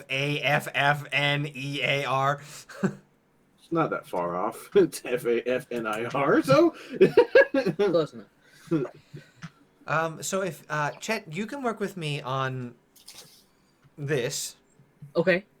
Hamnes, I need your acrobatics up on top side to work with the students trying to put together a flying airship. We need someone who can jump around and get into places. You got it. Soren, I'm going to need you to work with riveting and producing the steel we need. And Morena, what do we think Morena should do? Oh well, Morena's real good with spells and stuff. So I was waiting for Chet to be like, stand there and look pretty. well, I mean, she always looks pretty. She ain't got to stand there to do it. Then let's have you go up into the, because your source of magic is interesting from its location. So let's have you go to the second floor to R&D, and you can talk with him. Everything good? Nothing else from me? Nope. All right then, let's get to work. And that is where we're going to end with tonight's session. Thank you guys enjoyed it. It was a roller coaster of tension. But now it's fun. Now you guys get to work with Unique. Yeah, you are good with other things too. That's true. Unique is just a sweetheart.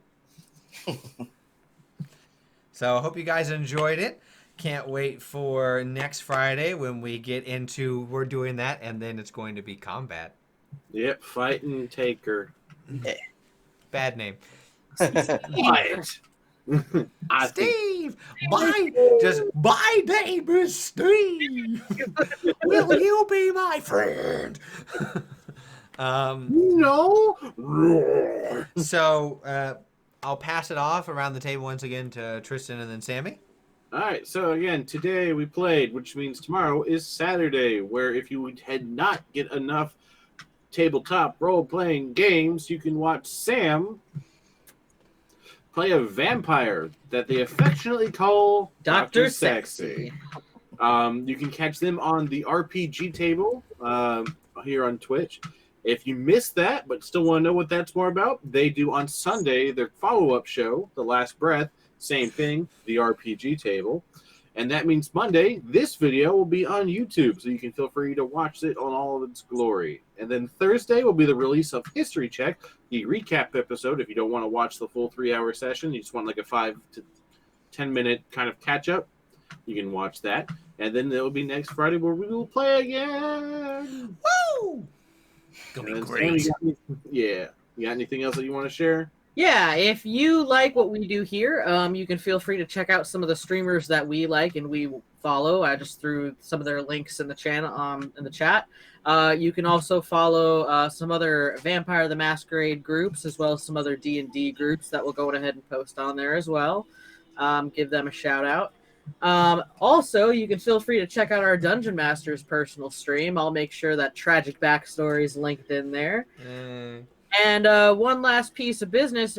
If you guys like Click Clacks just as much as I do, one of the other vampire members that I work with, Nerdy Encounters, she is actually opening up commissions for custom dice, both for Vampire the Masquerade, the D10 dice, as well as the standard 7 sets. So if you guys like dice, I'll go ahead and throw her Yes, information if you're in like the channel. us and like dice. If you like dice, check her stuff out. She is open for commissions on her Etsy shop. Yay! And if you like merch, you can also check out our merch at our Redbubble store, which is also in chat. Where you can get things like what's behind me and what's behind Sam. T-shirts, coffee cups, shower curtains. Depression. Depression.